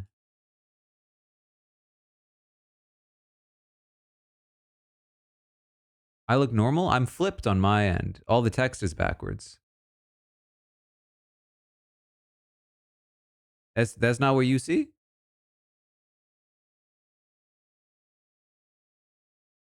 Weird. Okay, let me make sure you can hear everything properly though. Can you hear this? No. Okay, that's a problem.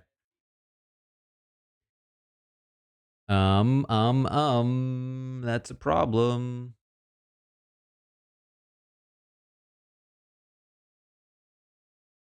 Let me try this.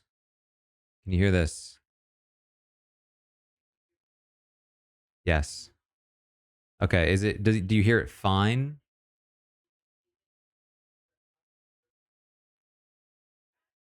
It's fine. Okay. Sorry to the Twitch and YouTube people. Had to do a little bit of technical difficulties there for the Patreon.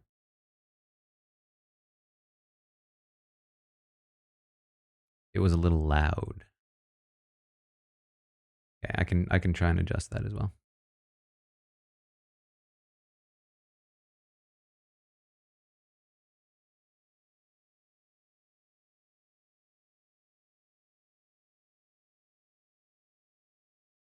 All right, we're back.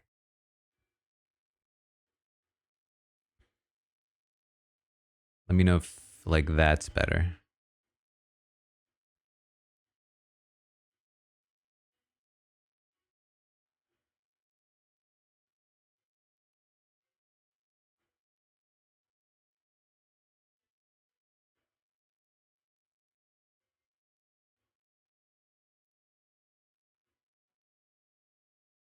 All right, the majority thinks left side will win. Sound is weird. Yeah, I was worried about that. Hopefully it's not too weird.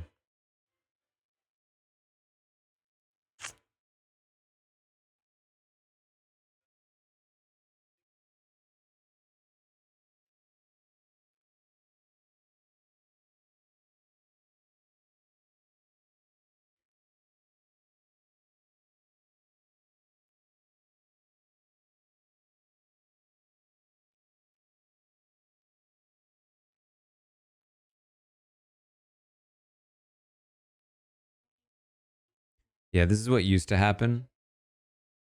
I'll try to work on a next commercial.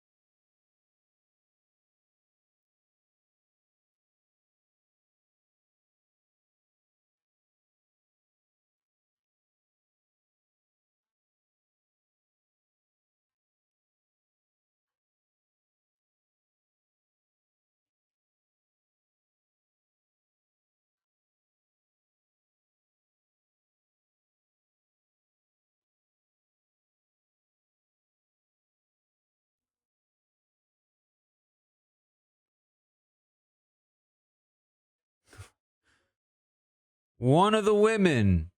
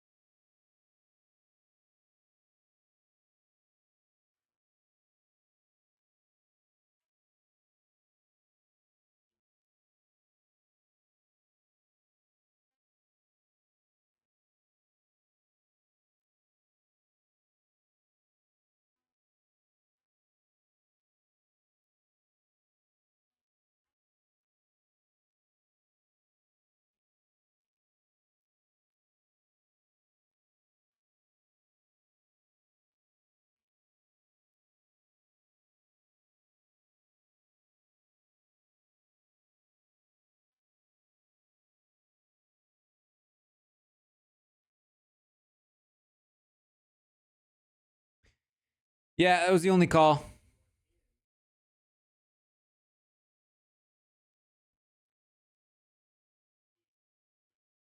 Z, thank you for the $10 over on YouTube.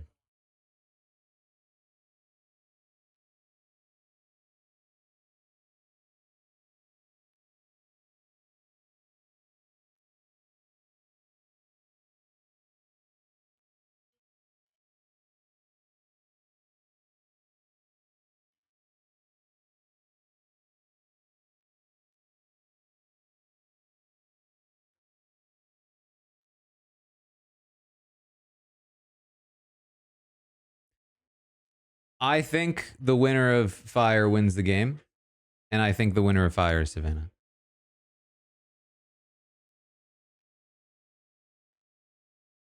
Those are my predictions.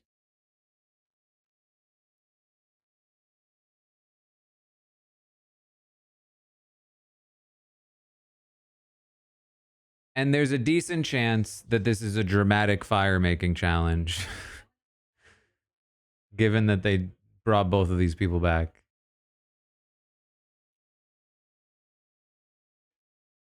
I'm super loud versus the show now.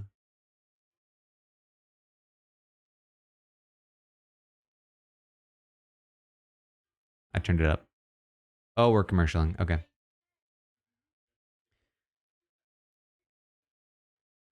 Okay. Um, Patreon.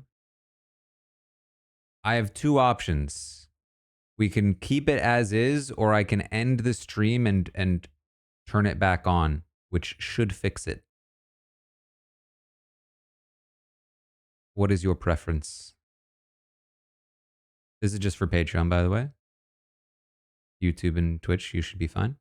All right, we're gonna restart. I'm gonna end it now. If you're watching this after the fact, I'll have a separate post for part 2, essentially. You can find that. I apologize for the difficulties.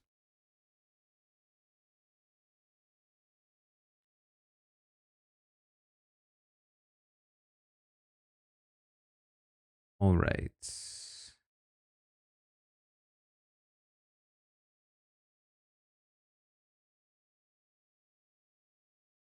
Sorry about this, guys. I'm going to create a new post on Patreon.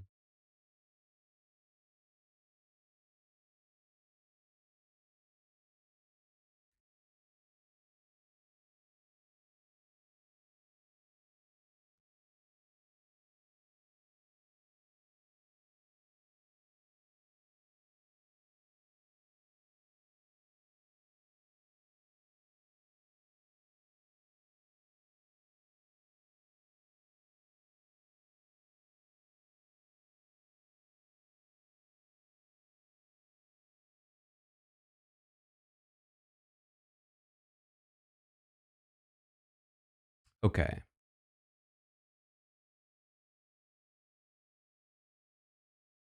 We are back here on the Patreon. Things should hopefully be working properly now. This is part 2 of the Survivor finale with a working stream. We just saw Savannah and Rizzo chosen to go. I'm gonna actually briefly, if you're watching on Patreon, spoilers for the episode. We're halfway through.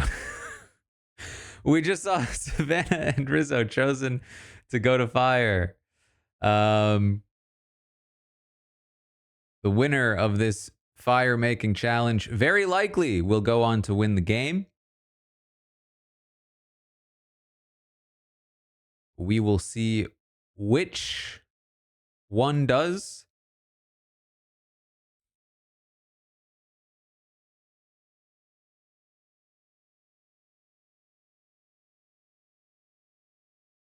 I still just can't help but feel that if Christina was in the game,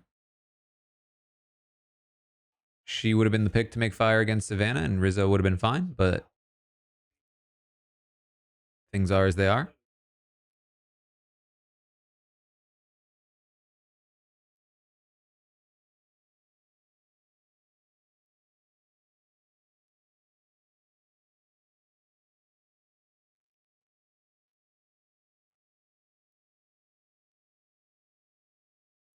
All right, who's on what side? I wasn't paying attention.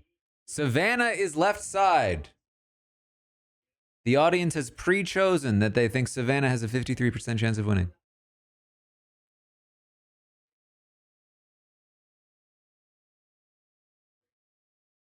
I will say my prediction is Savannah, but I don't think it's impossible that it's Rizzo.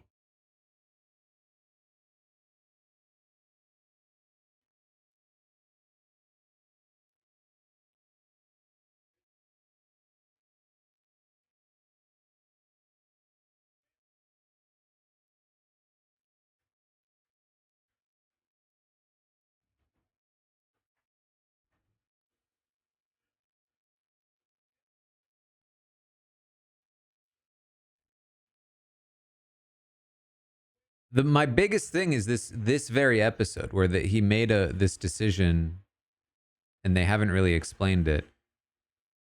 But like, it could always be the sort of thing where like it was a boneheaded decision, but it didn't cost him the win, therefore we're not going to dwell on it.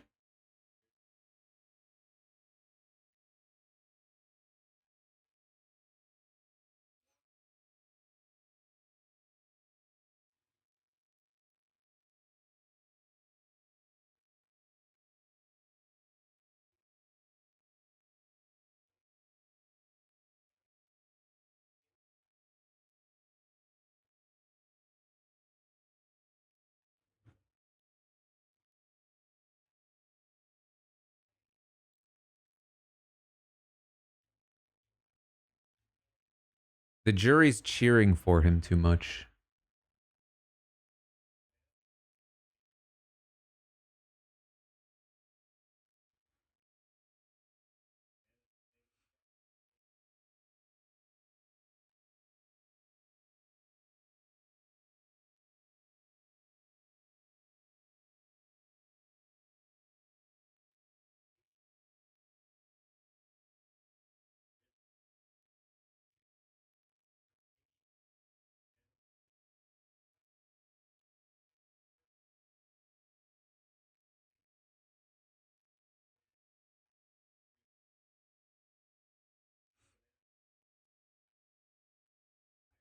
It's looking grim for Rizzo.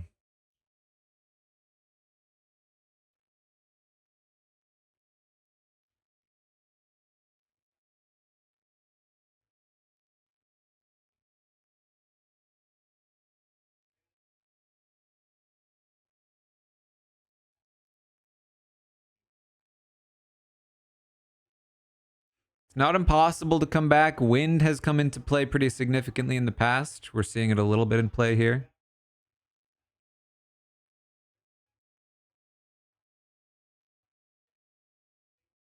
He's not very good at... This is about to be over unless something changes. Yeah, he's got too much wood there. It's... Nah, it's barely there. Yeah, I don't think this is even close. So much for dramatic fire making.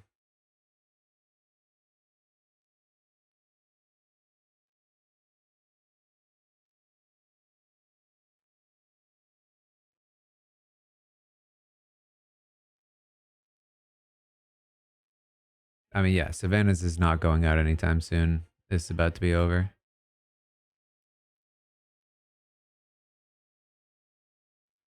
And there it is.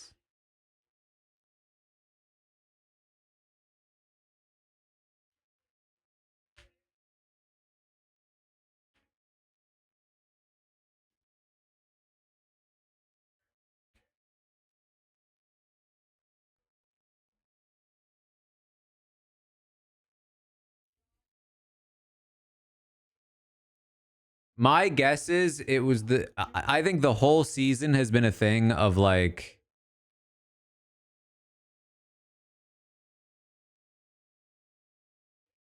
we don't want Savannah to win, but if she gets there, we have to give it to her.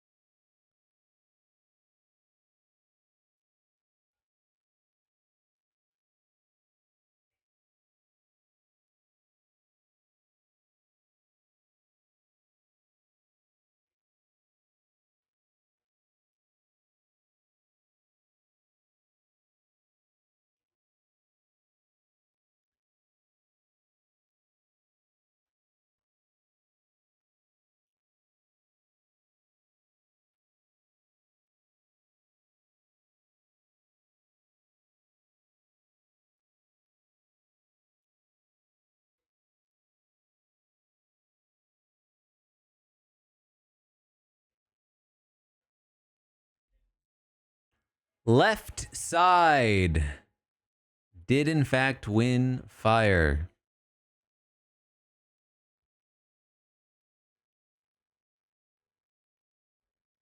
Look at that.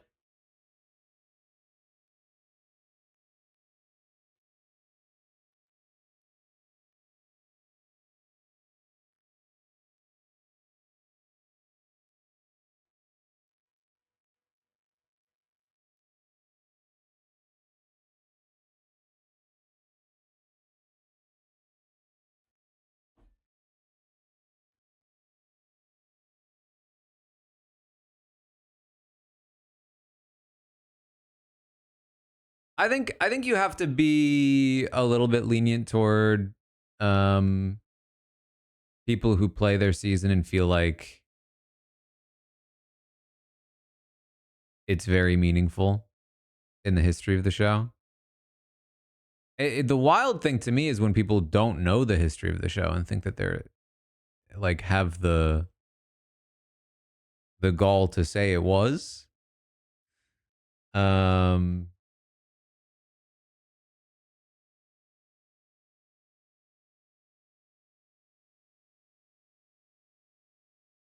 but I think if you say like I am the greatest of all time, or if you say like this was the most of all of Survivor, like I think it's fair to be like, I made my mark on the game. I played like I'm a legend is a bit presumptive, but I get why somebody might feel that in the moment, experiencing their own thing, you know?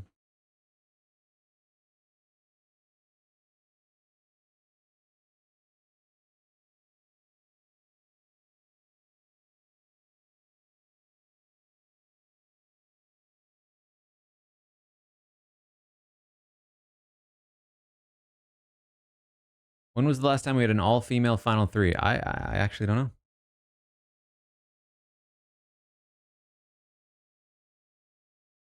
Does anybody know? San Juan del Sur. San Juan del Sur was Natalie.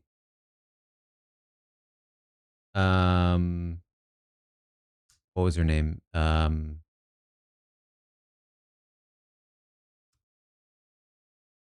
What was her name? Missy. Yeah, Missy and Jacqueline. I couldn't remember if it was Missy or um if it was the mom and the daughter. Missy or Muffin, exactly. A raid. Hold on. I think I missed from Morgan. Yo, what's up? We are currently doing a watch party for the Survivor finale. Welcome in to the Raiders. I do this a lot here. These are watch parties we do on Twitch. The episode's playing. You can't see it or hear it because Twitch doesn't like that. But you can have it on while you also have me on.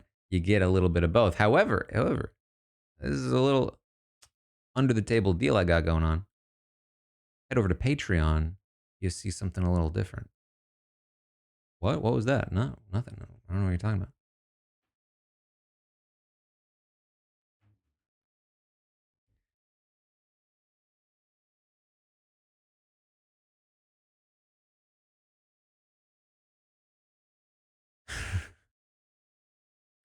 So right now we're in commercial. If you don't want to be spoiled on the Survivor finale, if you haven't been watching and you plan to watch, we will be talking about it very soon. Fair warning.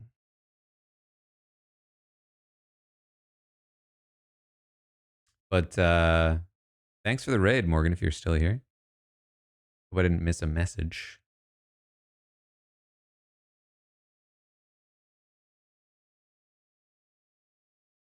Hope you're doing well. I'm trying to see if I missed him. I don't think I did.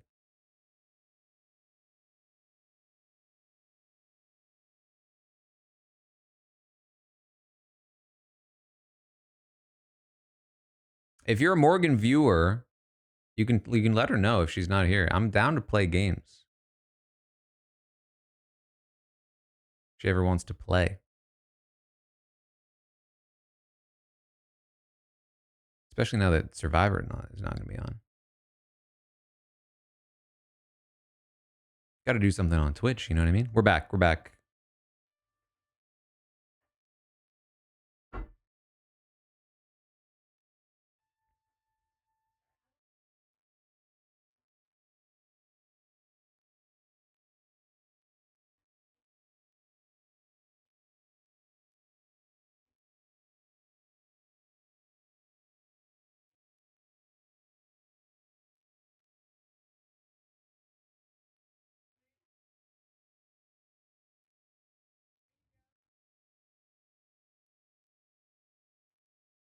They brought it back.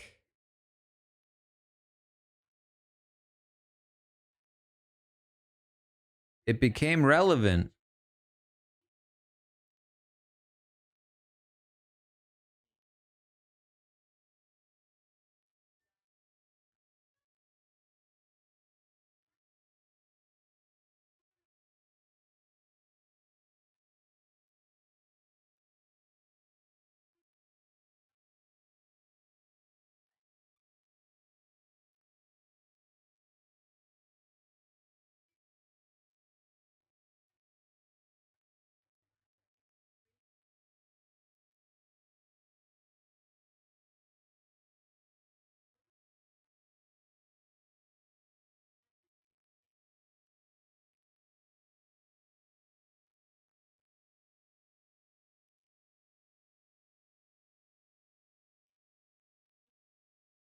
Oh man, for a moment I thought we were 45 minutes away. And I remembered, not an hour away yet. We got interrupted.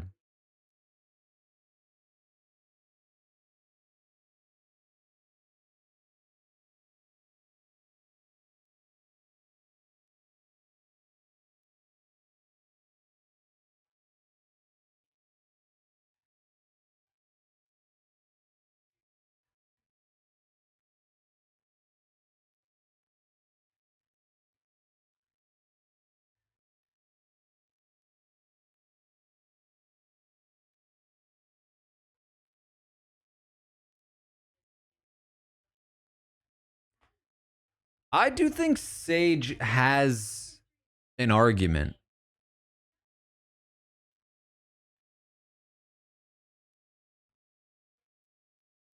I think it's not like an amazing argument as much as it used to be because she lost control of the game a while ago. But I think she has an argument. I think she has more of an argument than Sophie at this point.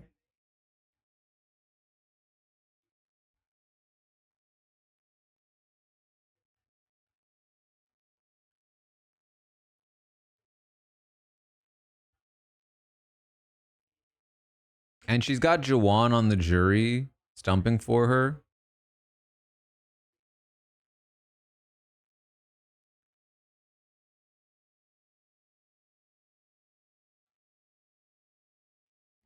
But I think it's going to be just really tough to fight against the very powerful thing of nobody wanted Savannah to win, but you all let her get there.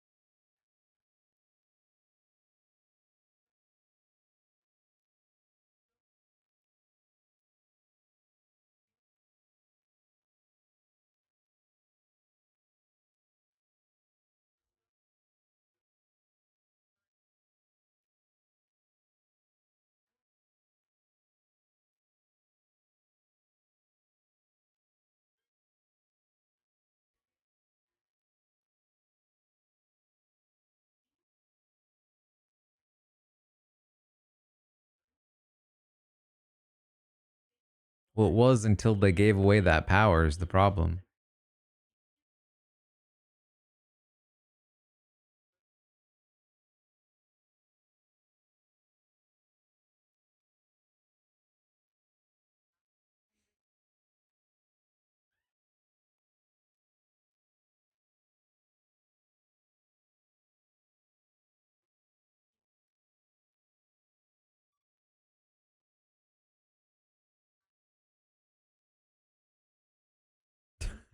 I hope he gets a chance to come back in the episode.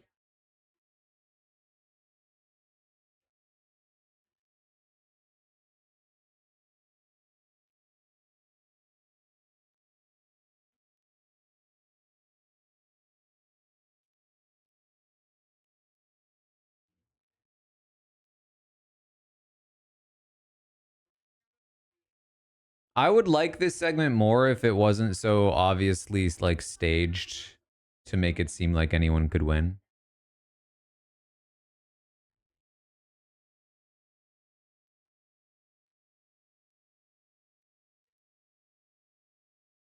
How did he get 5 years younger? Listen, I'll say this: having met Rizzo in person, I feel like he's upped his game. He's looking great.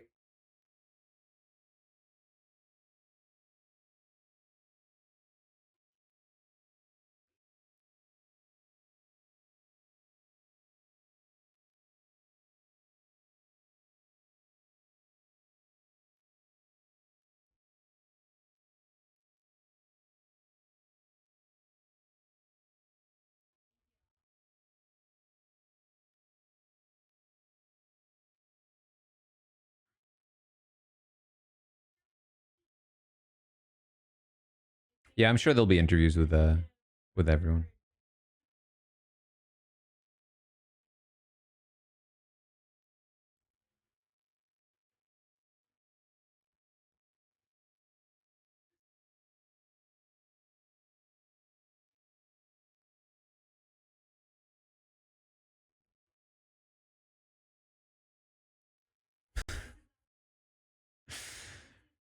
Jawan really milking the horror movie analogy.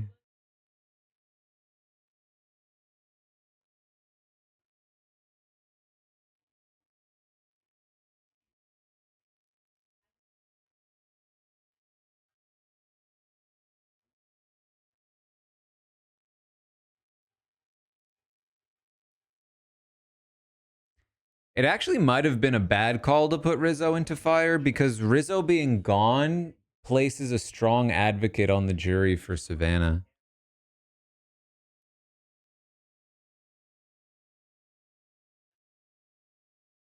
He can effectively give Savannah credit for everything he did, which may or may not be true in the first place.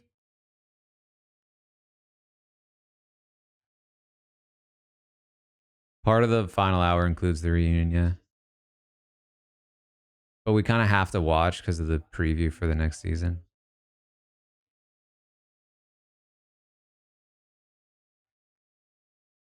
About an hour left. Just a normal episode of television left.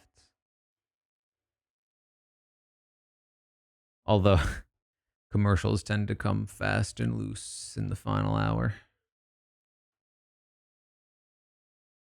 Yeah, an hour because of the break. Remember the break?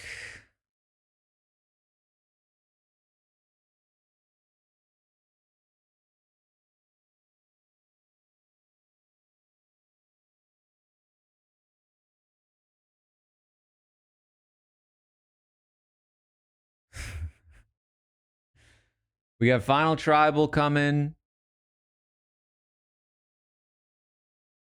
Prediction? Let me see. Can I think of a prediction?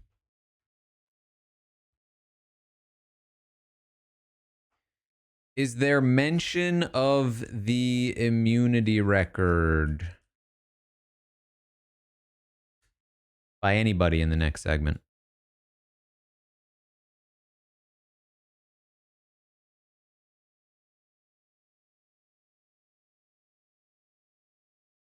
Have we done the 50 draft yet? We did, didn't we? I think we did.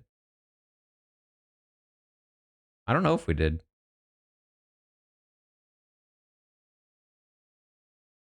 Did we? We did some kind of. We did. Yeah. We did a who's gonna be on 50 draft.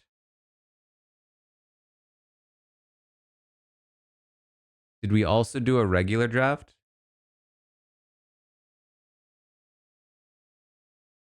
We did. It's on Patreon for now. Okay. I'm not gonna lie. I have no clue who I drafted. I have genuinely no idea. I completely forget what happened in the draft. Christian. That tracks. Outside of Christian,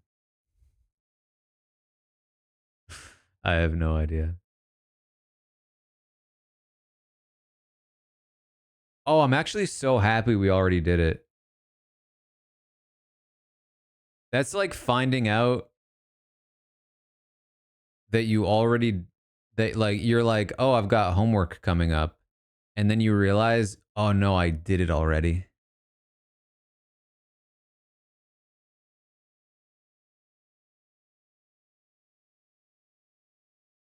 What a glorious feeling.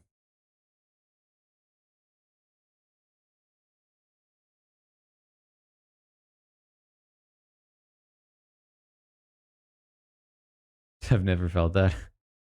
Doesn't happen to me that often, I'll tell you that.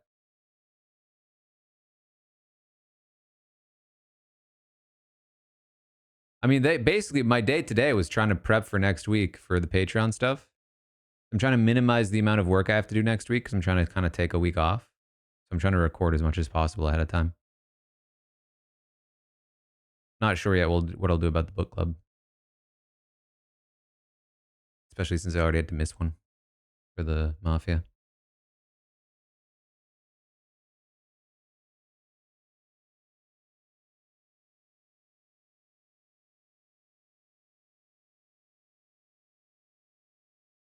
And we're back.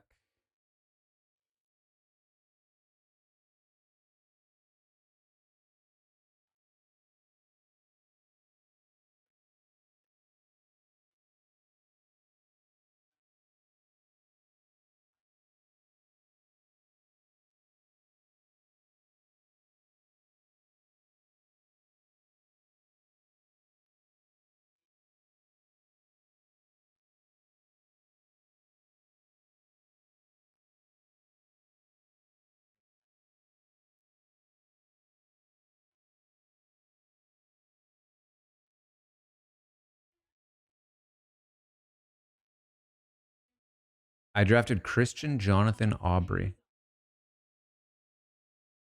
Why did I draft Jonathan? Oh, because of all the bros. I remember now.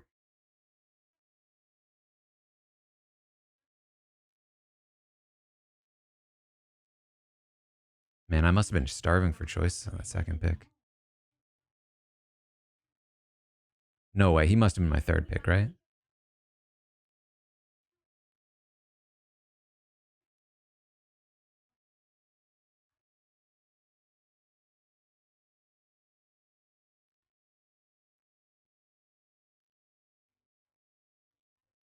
I think that's fair from Sophie.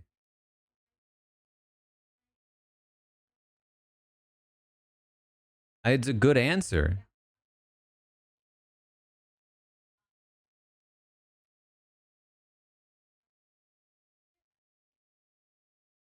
She just at some point needs to answer the knowledge is power situation.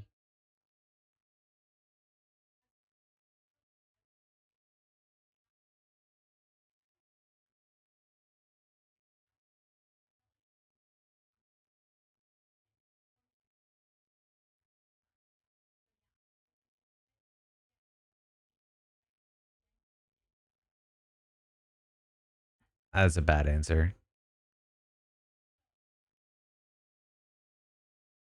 My immunity. I mean, she's not wrong, but my immunity wins were for the group is kind of a wild thing to say in final tribal.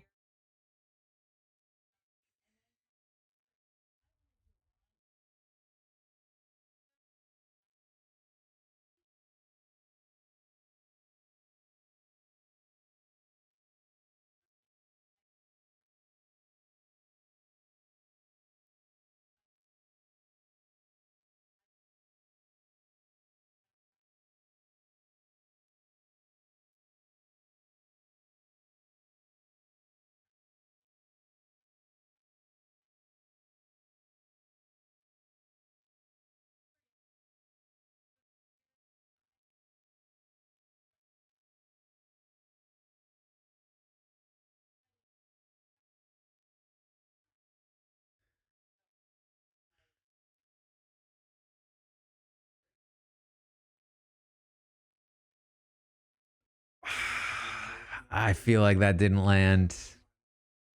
I like the intent behind it.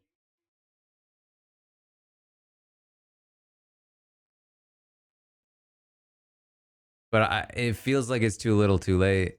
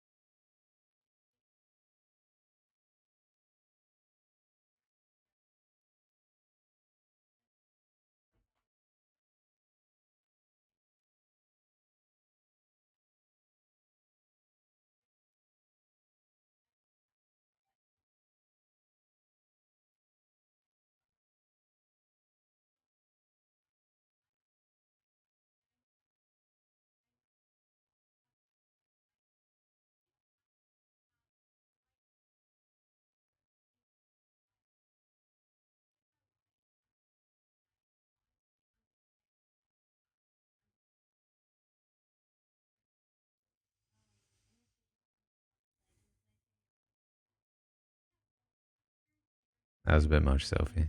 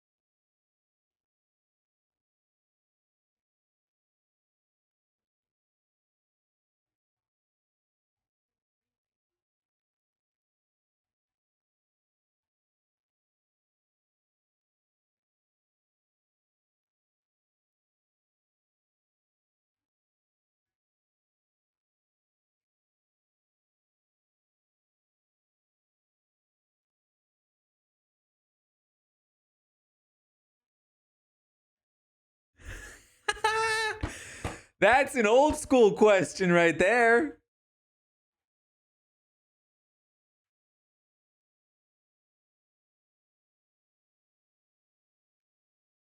Oy.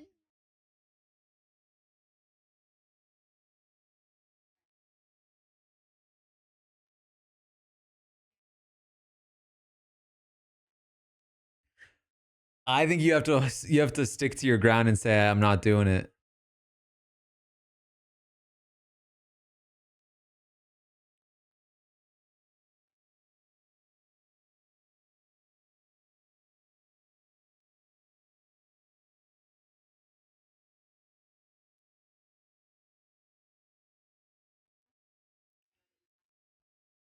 Yikes.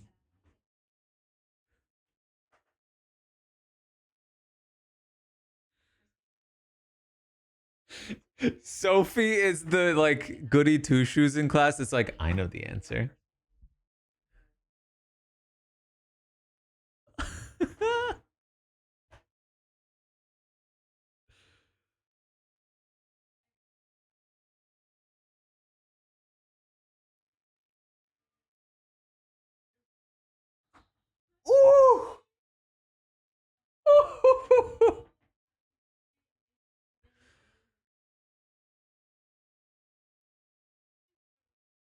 Genuinely, just I'm terrible with names. Just say that.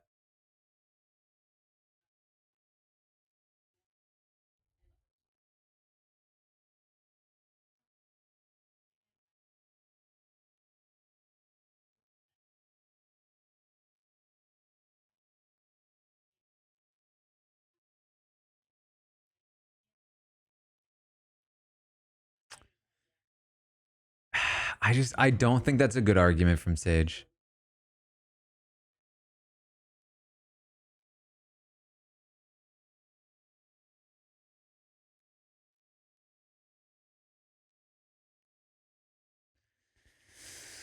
I just don't think it works because she gave up control by doing that.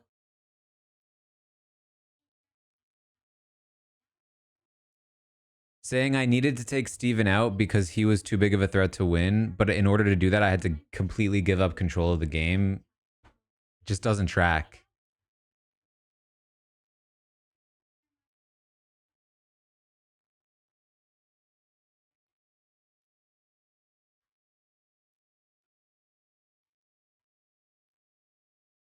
This is why I feel like Sophie. I feel like she's doing great. I think without just the knowledge is power thing is the only thing holding me back on this.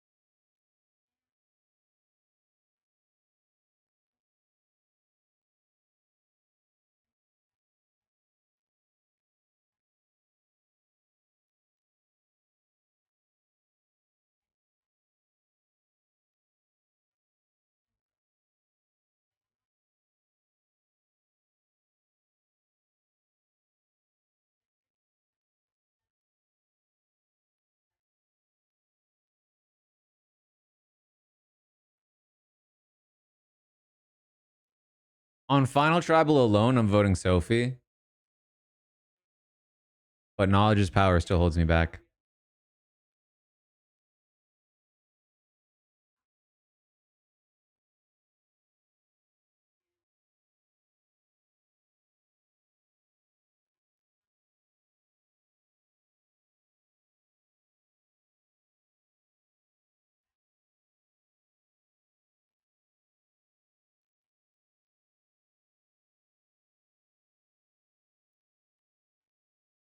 Sorry, Sage. This is not working for me.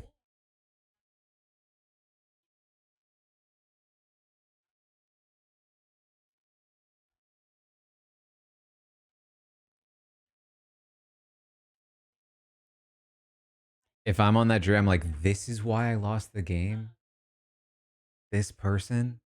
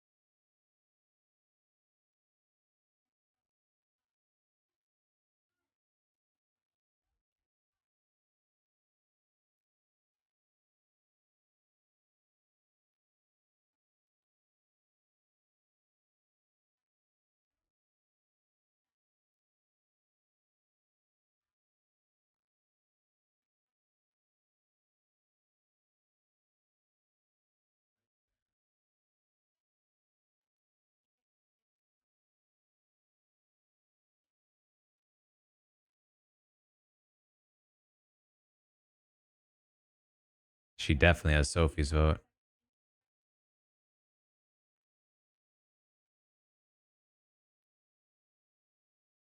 That also was her best move. Accurate answer.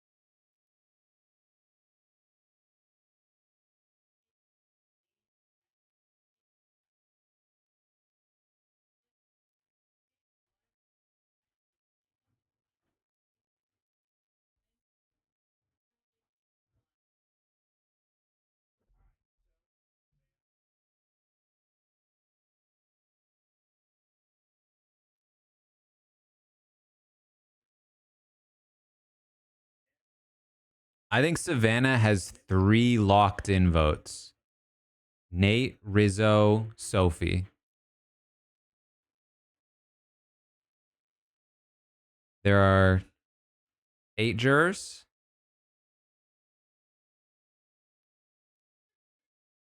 Is it 8 or 9?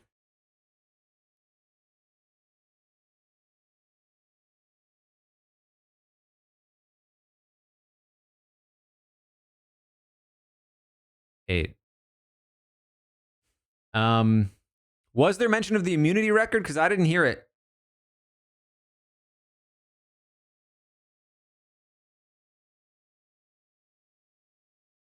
Yeah. Okay, no is the answer.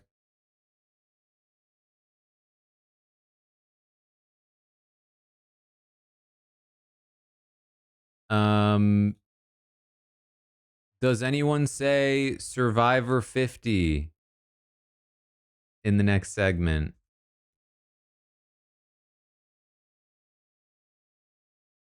I think, okay. I think 3 locked in votes for Savannah. You have Steven.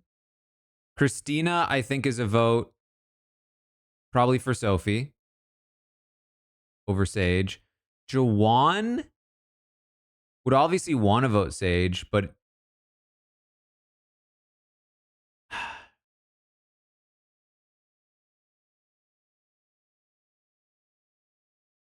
we'll leave Jawan for now. Because he might not want to waste his vote. Because I don't think anyone's voting Sage. But he might just want to give her a vote. But if it matters, you know.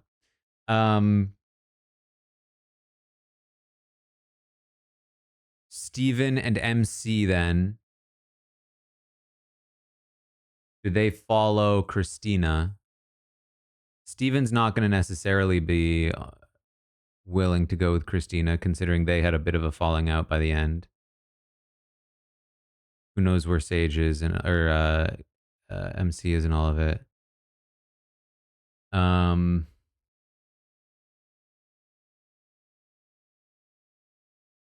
It's hard to see. It's hard to see where Sophie wins. I mean, again, the big thing for me is that like she needed to address the knowledge is power. Maybe she did in the non-edited version, but like I never saw it be actually addressed in Final Tribal, and I just can't give my vote to somebody who misplayed that so poorly. I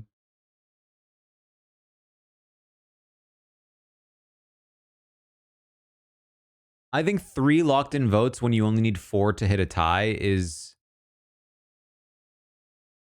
going to be really difficult to beat. And if one of those votes goes to Sage, then it's even harder.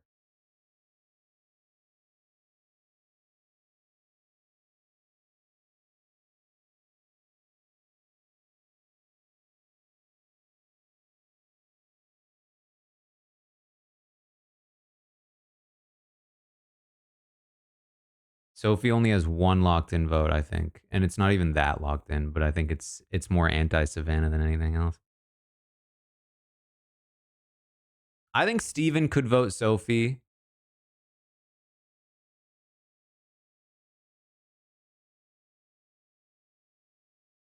I feel like MC would lean Savannah. I think Christina does Sophie. Whose vote am I missing? Alex. Alex would lean Sophie, I think. So, okay, we have a little bit of a ball game here. If Alex and Steven and Christina all lean Sophie, then we have Jawan and MC.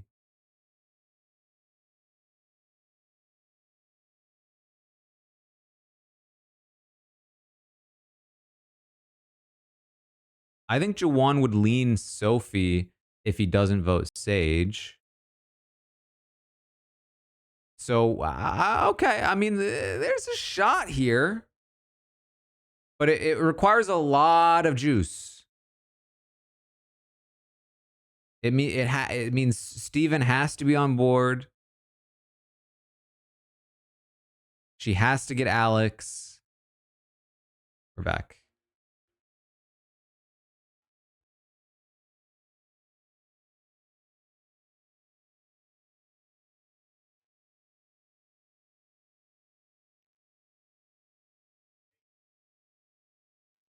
To be clear, though, I think the edit has said Savannah for a long time.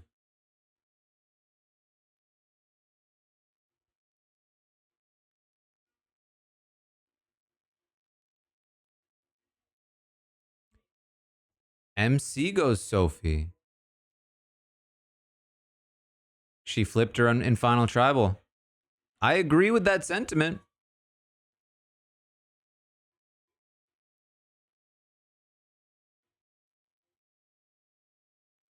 She... Oh. She didn't get Steven. Not getting Steve. I think it's over without Steven. I think that's it.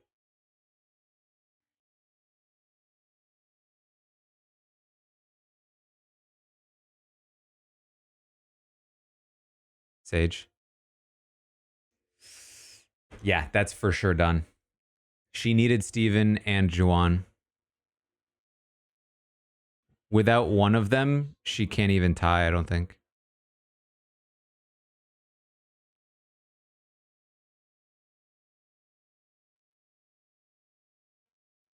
Yeah, that was obviously a Savannah.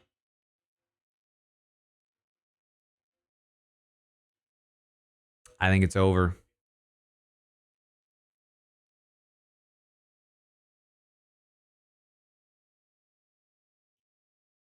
I think Savannah has at least 4, and Sophie can't get to 4 without Juwan.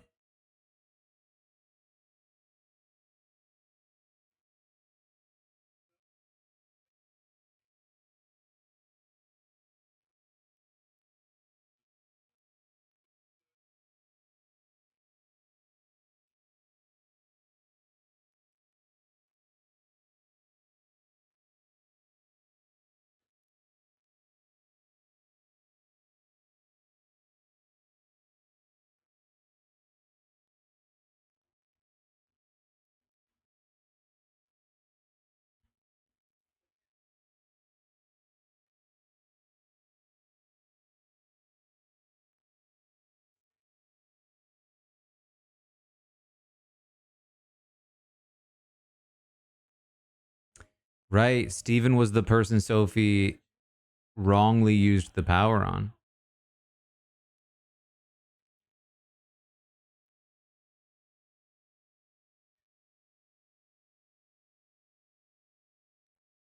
I bet him and MC came in planning to vote Savannah because of the knowledge is power. Sophie managed to get MC back.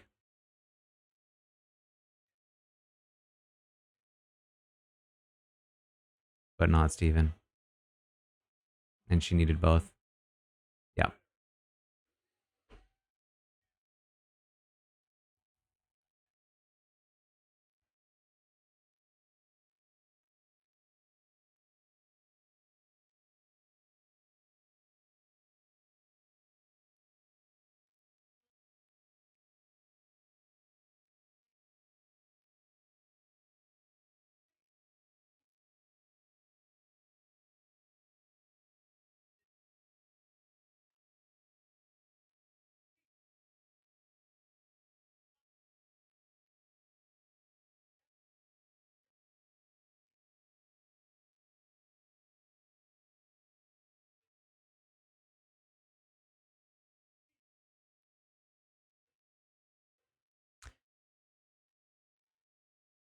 We heard Survivor 50, right? I think we just heard it.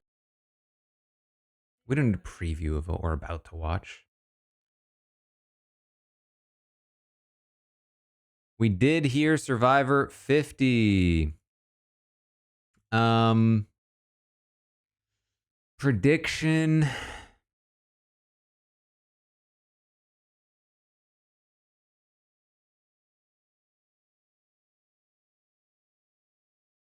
Who is the first person shown in the 50 preview?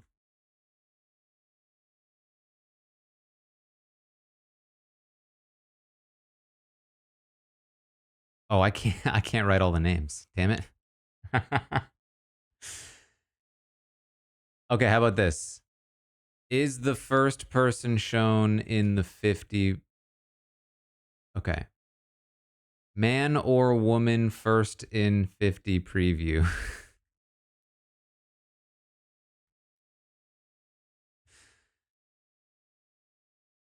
That is the prediction. Is the first person shown in the preview a man or a woman?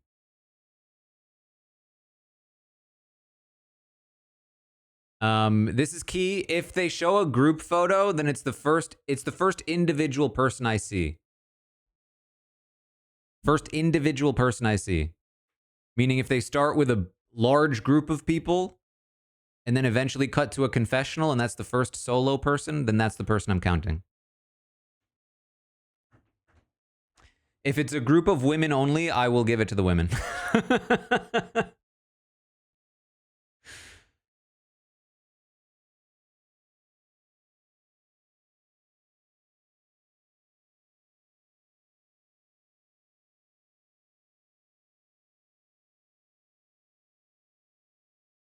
but not a group of men. uh, do we know what the total vote count was? Was it 5-2-1 or was it 4-3-1 or was it 4-2-2? No, I didn't see two Sage votes. Was it two?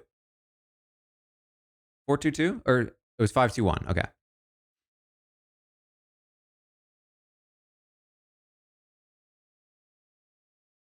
So Juwan's one didn't matter. That's probably why he went that way. And it likely wouldn't have even, like, so basically, they went in there planning to vote for Savannah, is my guess. They were planning for probably a 6-1-1. One vote from Christina to Sophie, one vote from Juwan to Sage, something along those lines. And then Sophie picked up one from MC at Final Tribal.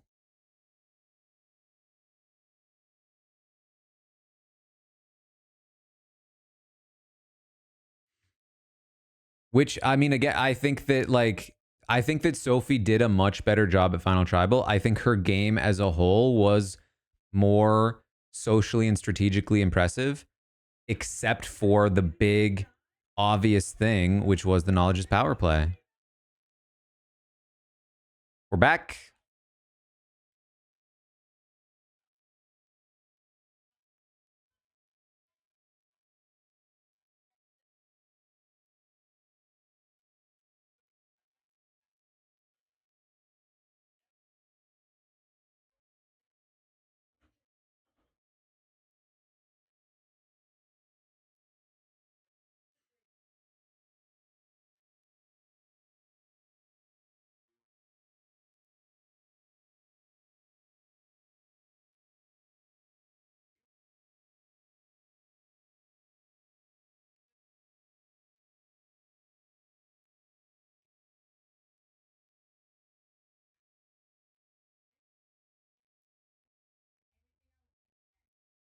Okay, so they did actually think they had basically Sophie talked her way into second place money, I think. Firmly.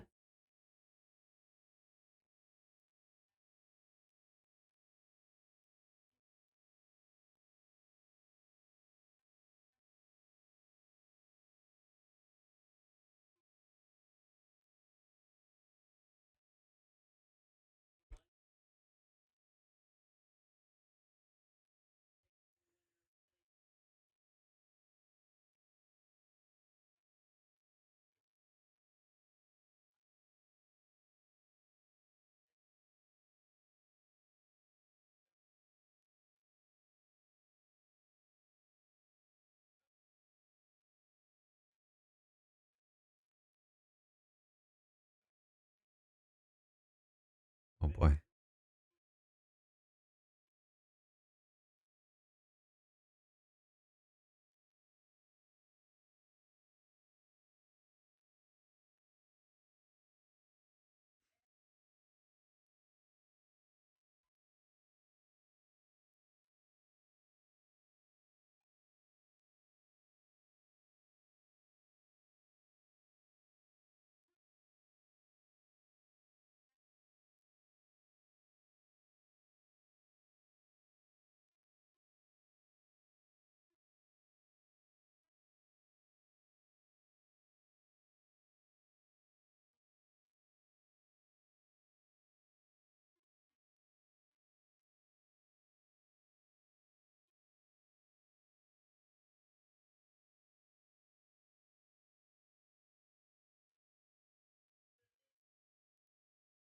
People always fall for the merge name.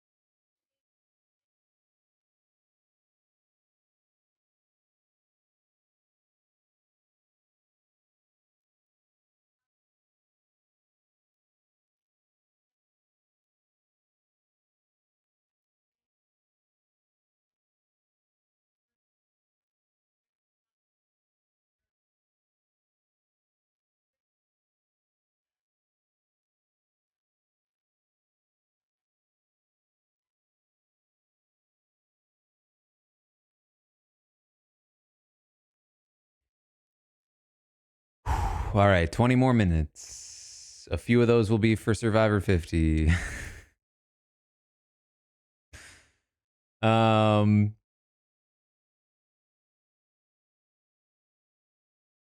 like the more I keep thinking about this, I think it's like I think that Sophie did not display enough um control throughout the game. We talked a little bit about like her indecision at times. Um I think which did not help the perception that she had in the game. Savannah is a very decisive person. She has a very confident personality. And I think that when you're looking at the two players, you are more likely to think that Savannah is the better player of the two just on instinct because of their personalities alone. In order to counteract that, as a Sophie, you need to be able to either take out the Savannahs or demonstrate that you are actually more powerful than them. And I do think she was more powerful in the game most of the time. Savannah was able to correctly identify a couple of the instances where she clearly displayed more power. Um, but the perception throughout was that Sophie was playing the game for Savannah and Rizzo. And I think that the ultimate culmination of that, of course, is the knowledge is power. It's like it's hard for her to say I was actually playing my own game. I was actually more powerful when her biggest public display of power was a total and utter failure, and um and was in aid of the people that she's trying to claim she was more powerful than. Um, it's unfortunate because Sophie is played the kind of game that I would prefer to see rewarded more so than like winning immunities and such. Um, but at the end of the day, if you play that kind of game, you need to make sure you're on point, and that play was just not on point, unfortunately.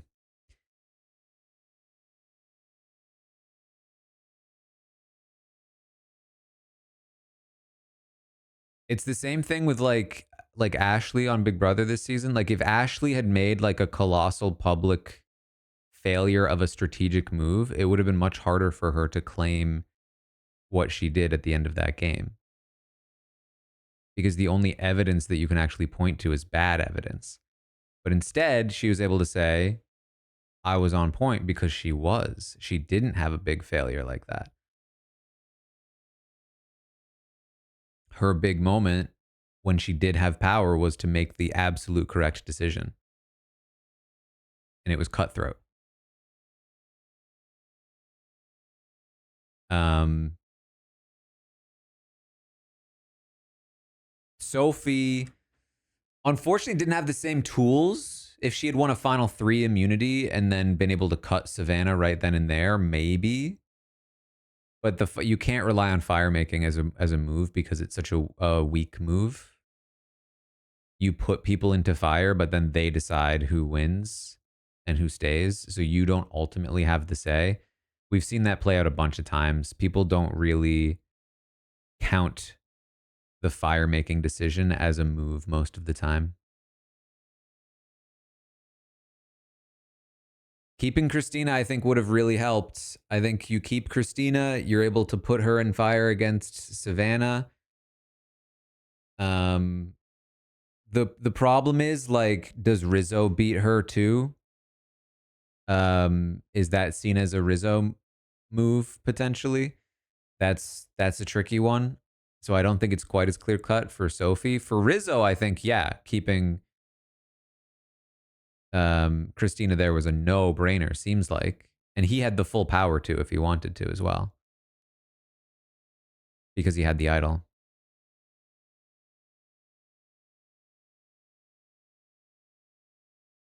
But if Sophie takes that idol, um, potentially sends Rizzo out, gets the numbers against Steven, wins immunity, heads to the final three with some combination of Sage, Christina.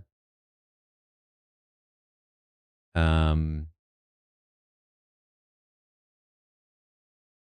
maybe even Savannah at that point if she sneaks through. But like even then, it's like at that point, Sophie I think has eclipsed her in resume. And I think that a lot of those jury members were inclined to want to vote for Sophie and against Savannah. I think we saw that with how they flipped their votes at Final Tribal.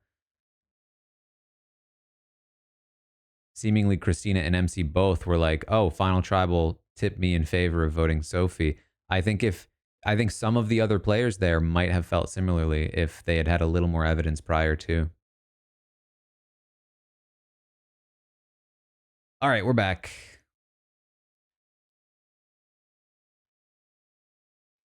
Did we just get a product placement for the wine they're drinking or champagne they're drinking?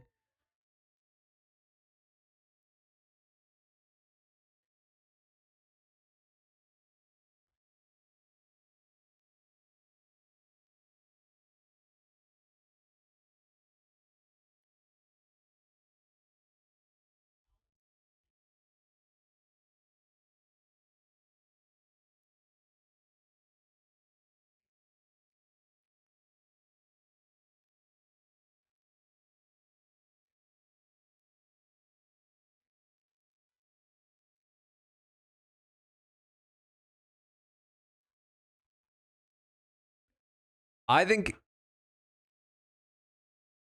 Savannah's extra vote and Rizzo's idol significantly changed the way those votes went down, even if they didn't end up actually officially working.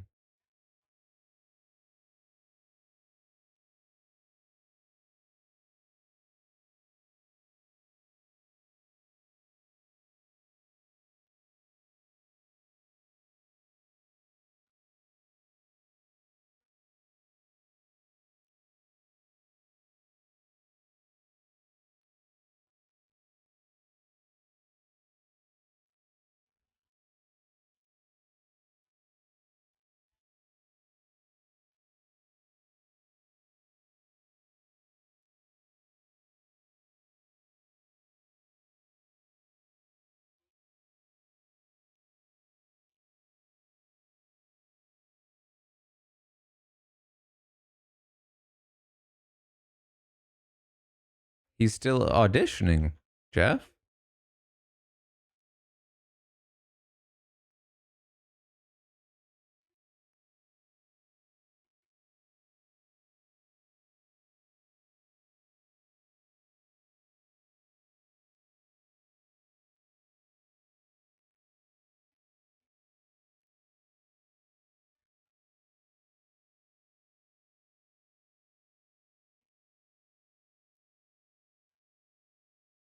Why does it look like PB&J pizza? What is on that thing?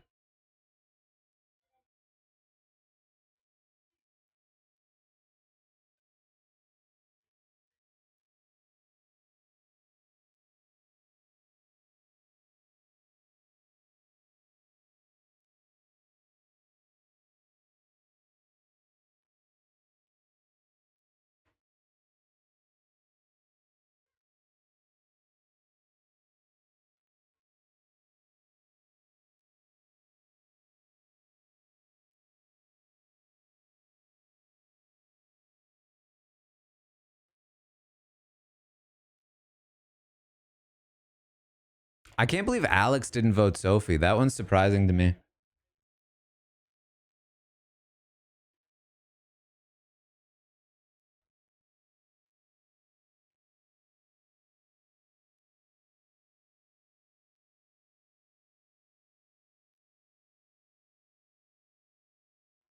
I think there's probably an argument to say that not having Alex on her side is another thing you could point to that could have changed the outcome. Because if the person who knows you best isn't vouching for you, it's hard.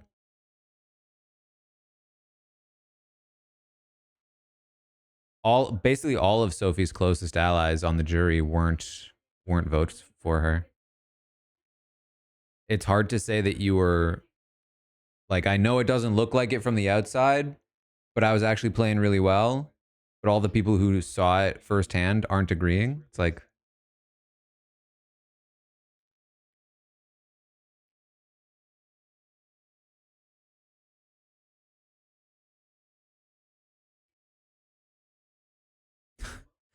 Before I tell you if Jake is still alive,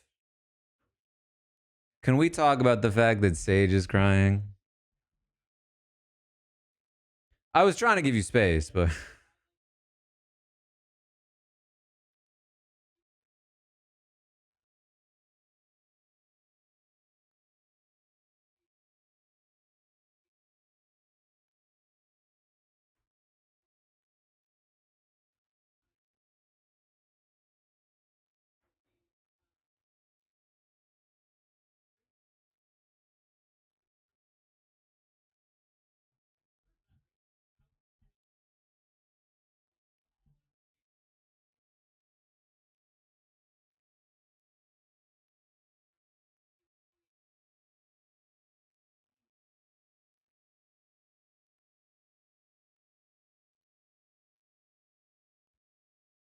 this had to have come from somewhere, right?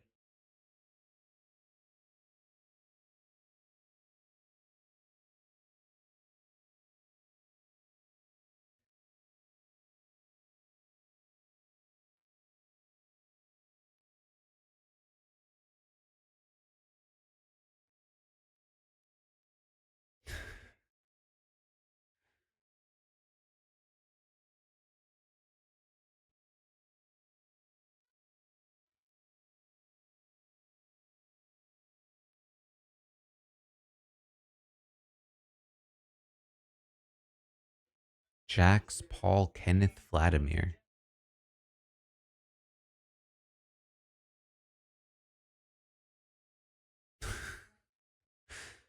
Sucks that he had to get bit by a snake, but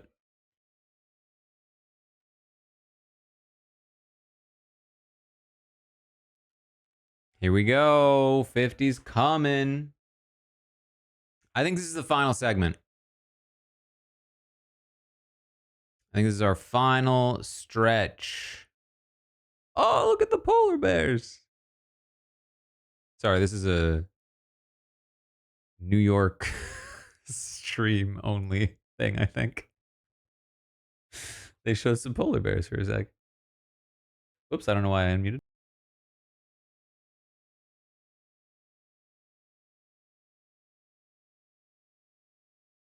They should do a Survivor season in a winter climate. They'd just die, wouldn't they?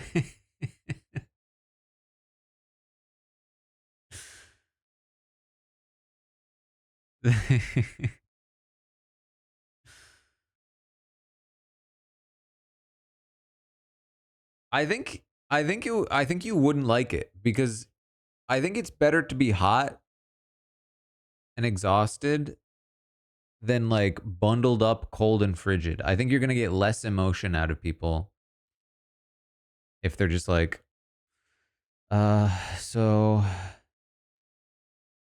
I think we have to vote out this other person.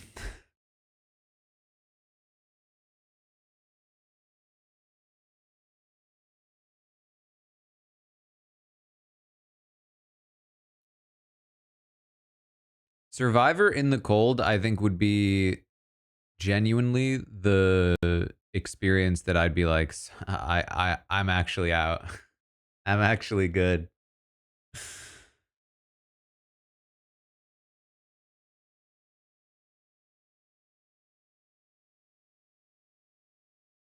Starving, I can do that. I can do starving all day. Heat, I don't love, but I can deal with it. Bugs and dirtiness sucks, but I can get used to it.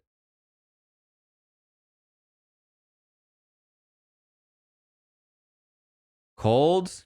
No.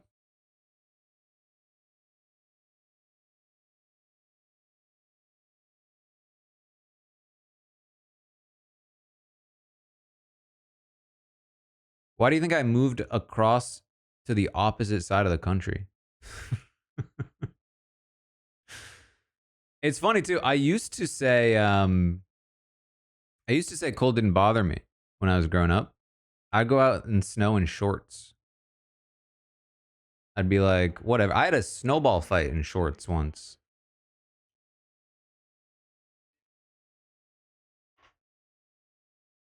Then at some point I realized, wait, I don't have to do this.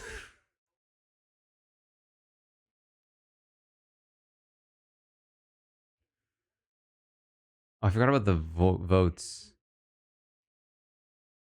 I'm one of those guys. I was one of those kids. I was like 8 years old. Give me a break. Who is it? Who we gonna see? Oh, Jonathan!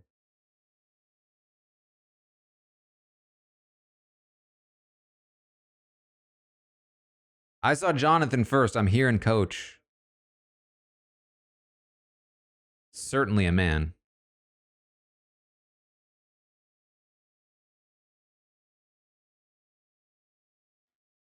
There's Colby. Colby, the first face we see as well. Very male heavy entry.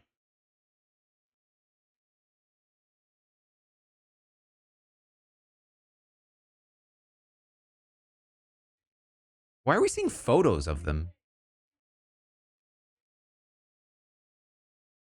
Christian!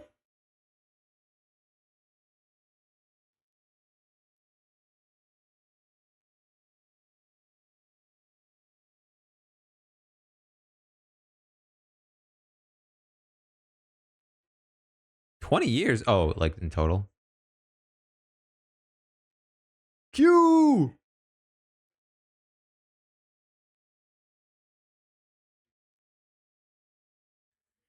I love Q.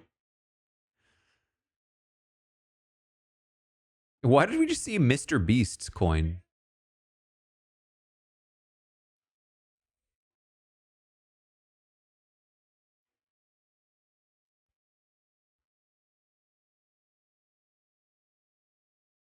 Wait, I actually don't know who that guy is. Christian! Wait, we're literally seeing Mr. Beast in this preview.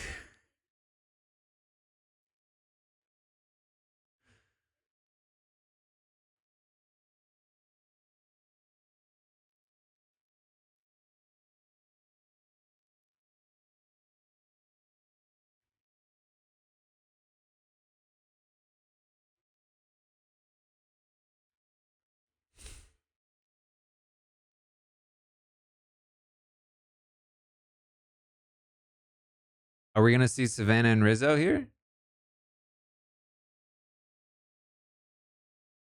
Be really funny. I guess not.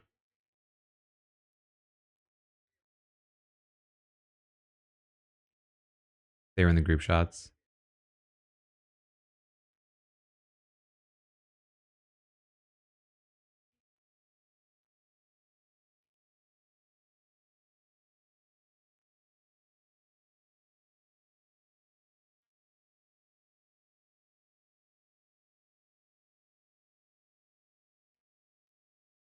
How did we not get a spectacle made of the fact that Rizzo and Savannah are on?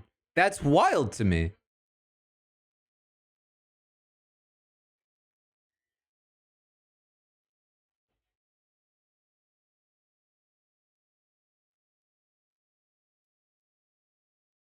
Surely now.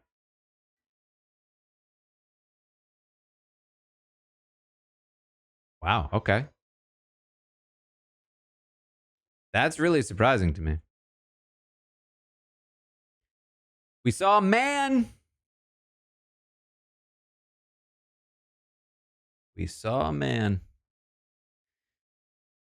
All right. Well, happy we got some Christian sighting.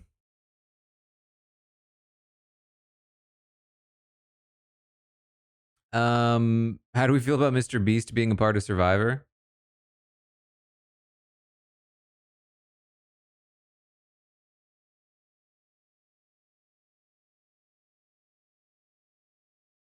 I mean, correct me if I'm wrong, but like, I know Mr. Beast isn't like beloved, but it's not like he's worse than CBS, right? Like,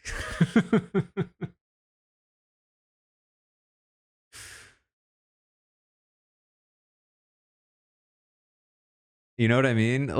Like in the realm of content creators, I feel like he doesn't have a great reputation, but in the world of like legacy media,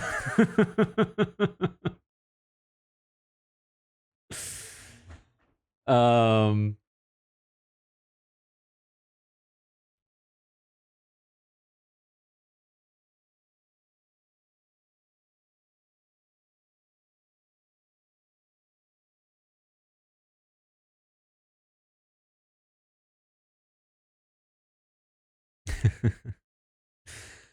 I didn't see what was the Jimmy Fallon thing or the whatever the other guy's name. There were a bunch of name drops I didn't get. I mean, I got Jimmy Fallon, but like, was Jimmy Fallon there? I didn't see him.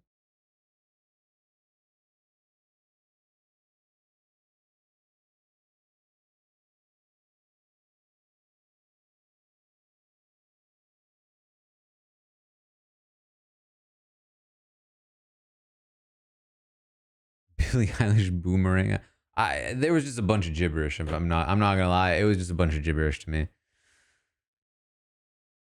Um, I will tell you.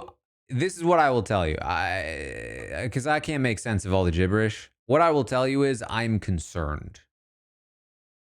What I will tell you is I'm concerned about the future of Survivor and also about this guy's green screen because it's really bad. Um, I'm concerned about the future of Survivor because I feel like they have had a string of a couple of seasons are that have not landed well with the fan base. They've put everything into this like Survivor 50 spectacle that is already such a mess. And if it's jam packed with Jimmy Beasts, Jimmy Fallons, Jimmy Boomerangs, and Jimmy Eilishes, they're going to have trouble, I think.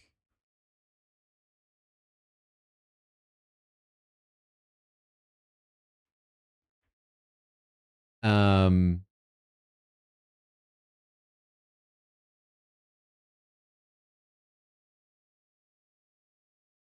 I think they kind of need this season to work. And if it doesn't, I fear for the show. I don't know if this is still happening, but there was definitely news earlier, a few weeks ago, that the ratings have been dropping throughout the season. Or maybe not throughout this. The ratings are, at the very least, ratings are down. Or we're going down. And that's especially concerning to me for Survivor in a time where Big Brother ratings this season were going up. If you've read my book, you know that's rare. There have only been a few small instances throughout the history of Big Brother where ratings have been going up. They went up when they from season 2 to season 4, the ratings were going up. And then they started going down, down, down, down, down, down, down. Massive drop on season 9. And then back up again for a period starting from season 10, 10 through about 14. Then dropped and have basically continued to drop ever since until season 27, when all of a sudden the ratings are back up. That's massive. And I think it speaks to the state of reality television at the moment, with shows like Love Island, as Ash is pointing out in the chat, shows like The Traitors. There are a lot of reality fans who are hungry for content. And the fact that they're not eating up Survivor, which was part of the initial boom of the renaissance of reality. During COVID, Survivor blossomed. People were watching it on Netflix. It became more mainstream. If you ask people like Jimmy Beast about a reality show, he'll talk about Survivor. He knows nothing about Big Brother, even though Big Brother is a lot more similar to this type of stuff he does. And that's because a lot of these content creators, a lot of these people in the content space got familiar with Survivor during the COVID era. It was a big boom. And it should be leading the pack right now. It should be at the very least like the titan of the legacy media. Legacy reality shows. It still kind of is, but the fact that it is not experiencing the same ratings boom as the rest of the shows is concerning. Um, so I do think there's a problem. I think there's a problem that they need to address. And maybe their solution is we need to reach out to that audience instead of pleasing our hardcore audience. But I don't know that I agree, because we just saw Big Brother succeed by more closely aligning with its hardcore audience, bringing in Rachel Riley, shifting the competitions at least enough to make it a little more interesting, while still maintaining some level of like appeal to newer viewers.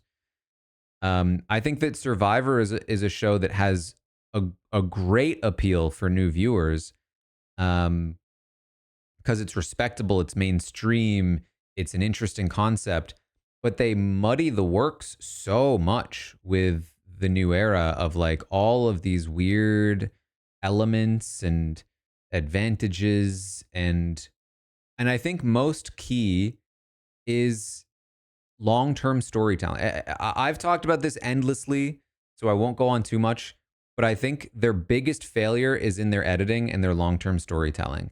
I think that Survivor right now cares more about having big emotional sob story moments that pop, that can go on social media. They want that Joe and Eva moment because it did blow up, it did become viral on social media. But like, how much did it translate to actual ratings? How much did it bring people back for 49? It didn't seem to, even though it blew up elsewhere. And so they care more about those things instead of telling the story of their actual show.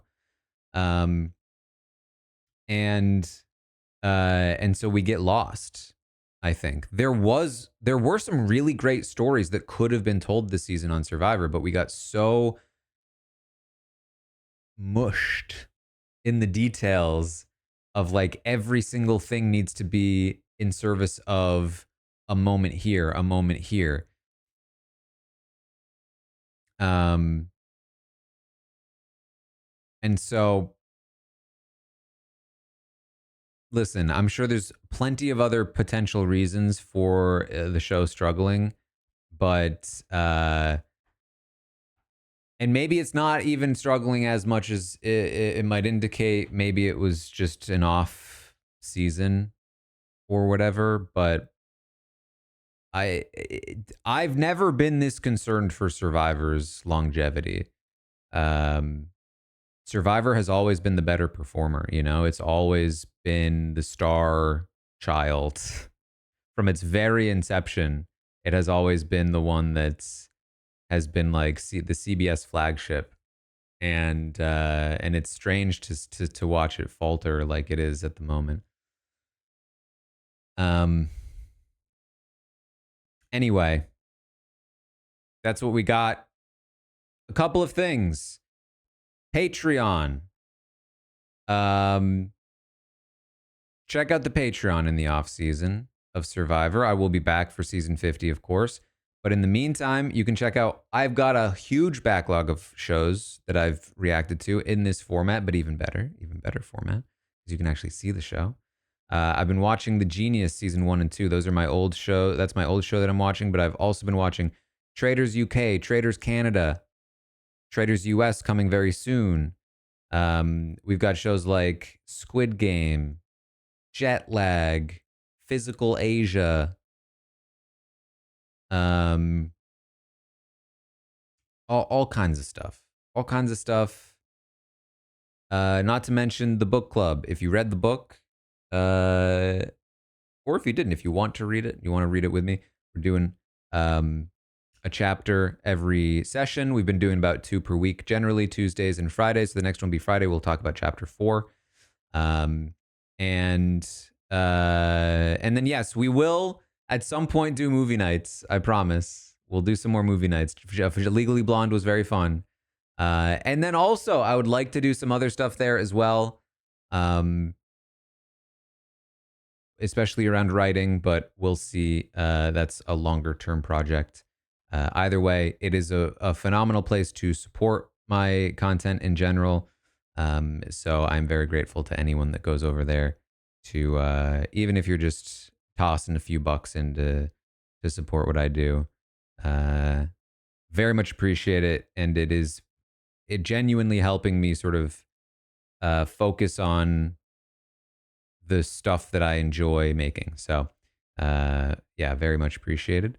Of course, I do appreciate any support from any platform or method in general, even if you're just watching along.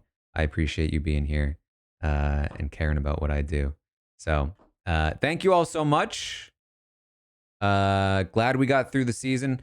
I apologize if I was ever too negative, but you know, it was a little bit of a rough one for me. I think especially because there were so many other shows that I was enjoying. But the thing is, I'm never gonna lie to you. I'm never gonna pretend to enjoy something I don't enjoy. I will. I will try my best to not be too much of a downer when I can help it. But that's where we're at. Thank you again so much. I'll see you maybe over on the Patreon. I don't know. See you later.